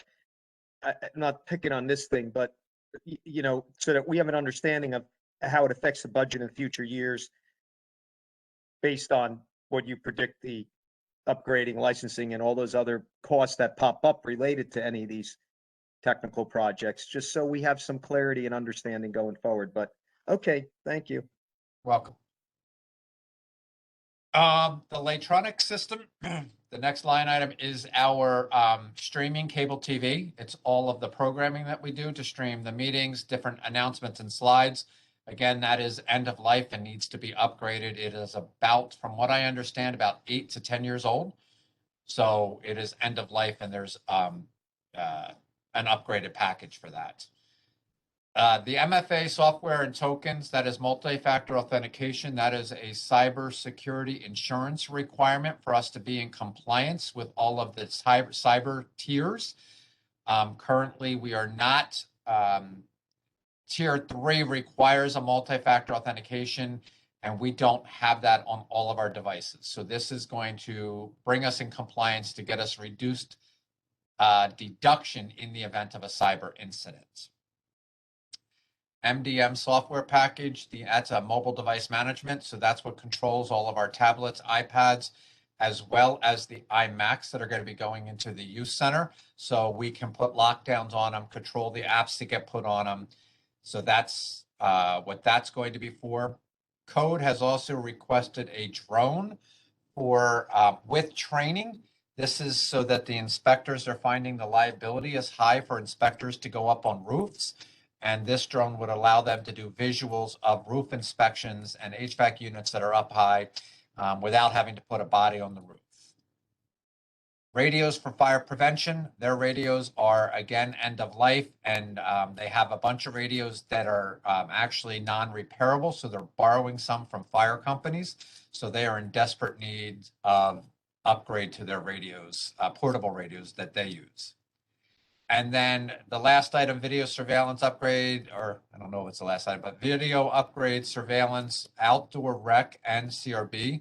We need to add some cameras on the second floor and the outside of recreation, or I'm sorry, of CRB. And on rec, the backside where the handicapped entrance now is, we have no cameras back there that we need to cover that backside of parking lot. So that was the capital request for the IT department. Okay, I know we talked a little bit about the signs there, and that's something that I think we're going to have some follow-up on. Any questions on any of the other IT capital? I just have a question about something that I don't think is in there. Go ahead. I know we're going to be working through figuring out our meeting structure, but going forward, separate from the whole COVID thing, if we want to do any of the meetings we could legally do when there's just a couple of us, or it's a working committee, and we can have the option of doing it, I'm going to use the old term teleconferencing. Do we have what we need to have a more permanent setup like that? So that's an option for those types of meetings if we choose to utilize that, other than this WebEx Zoom situation? What else would there be, Councilman? I don't know. That's what I was asking, if there was anything to make that is the technology. Okay, so we're set that if we have licenses, and we're going to maintain the licenses because we'll continue to do this. Yeah, not looking to spend any money we don't need to. Just wanted to make sure. I think we'll just maintain the licenses that we have because we continue to use it, and then also internally, I mean, we don't really need as many licenses as maybe we had as far as WebEx is concerned, because with Office 365, we now have Teams for all of our employees. So we can use Teams internally as well. Correct. But yeah, I think that we're set for that. I don't think there's any need for any hardware investment for that. No, I don't either. Yeah, right. I mean, it is what it is these days. Right. I mean, there's a couple, webcams that we've had to buy for people that don't have them, but most of our PC replacements now are laptops with webcams built in, just due to being able to be mobilized if we need to move people in or out. Yep. Okay. You want to talk about your personnel request?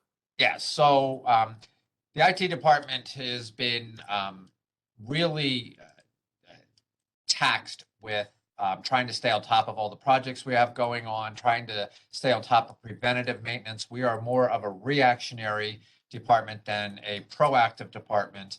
So we're, with the addition of youth center and the demands and looking at what we spend in overtime for staff to accomplish what they have to do now, it makes sense for us to ask for an additional IT specialist position. At that point, we would backfill the help desk position if that person currently would apply for that position, or the IT specialist position. But part of the project management is really, everything falls on my shoulders for all of the project managers throughout. And it's just getting to the point that we can't maintain everything that we have in a timely fashion. So we feel that with the youth center coming on, that it would be a good idea to help get another IT specialist position. And then one of the other is actually looking at a possible deputy director position that really would get the increase that deputy director position would get would be offset by what we spent in overtime, because they then would become an exempt employee and not get the additional overtime. And I don't think it would be much of a cost increase to the town to have that second tier person in the IT department. It's just, we learned through COVID that the amount of demands on technology and everything that's going on. I mean, you guys know I've been at every council meeting making sure WebEx is running for you for the last 2 years. There's just a lot more demands within the IT department to keep things running and smooth and stay on top of everything that has to happen. By the way, we appreciate that, Mr. Quinn. No problem. Thank you. Yes, and one of the comments I made during our financial oversight subcommittee meeting, there's so much concern about cybersecurity and everything that this, to me, is a no-brainer in terms of bringing on another resource to support IT. It's such a big part that supports our critical mission of everything that we do. So I would agree with that completely. And just from an insurance and liability point of view, so Bob sits on the cybersecurity task force for the municipal excess liability portion of the JIF, and I am on the cybersecurity task force for the Central Jersey JIF as the co-chair of the committee, and it has become such a focus of our liability insurance that we really, and what I will say is that we are at the forefront of municipalities in the state, but we need to continue to stay there and continue to exceed the level that we're at now. That's why, Bob talked about that dual factor authentication. That's the kind of thing that, to safeguard your network, these are the things that we have to do. It's a pain in the neck and nobody likes to do it, but it's necessary. And it takes people to ensure that all of those things are operating correctly. So this is a position, I meet with all the department heads. We talk about staffing. We do all of those things. You don't hear about these staff member requests unless I think it's necessary. I think this is necessary. So, and if anyone has any questions of Bob, there he is. Ask away.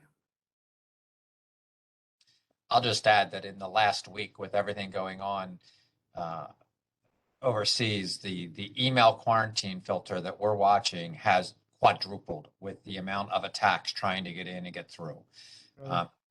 It's really, and that's the stuff that, right now is extra work that we're trying to stay on top of, just making sure that people aren't doing things or making sure they're reading their emails correctly and not clicking on links they shouldn't. But it is a concern. So if it looks suspicious, don't click on it. Please. Exactly. Don't click on it. But that's all we have for tonight. I think that I realize that it's a little after 10:30, but this was the big night, time frame wise. These were the big departments and the big. So next on Tuesday we have the smaller departments, no capital budget, and then some of the lines for finance and that Kathy and I handle at the end. So if there are no other questions, I guess the mayor can take the meeting back from me. Okay, thank you. Kudos to Mr. Bowman and Mr. Connell for hanging in there and still being in our audience, good citizens. And my only question is, do we have a motion to adjourn? Moved. Second. Thank All you. in favor, say aye. Aye. Aye. We are adjourned.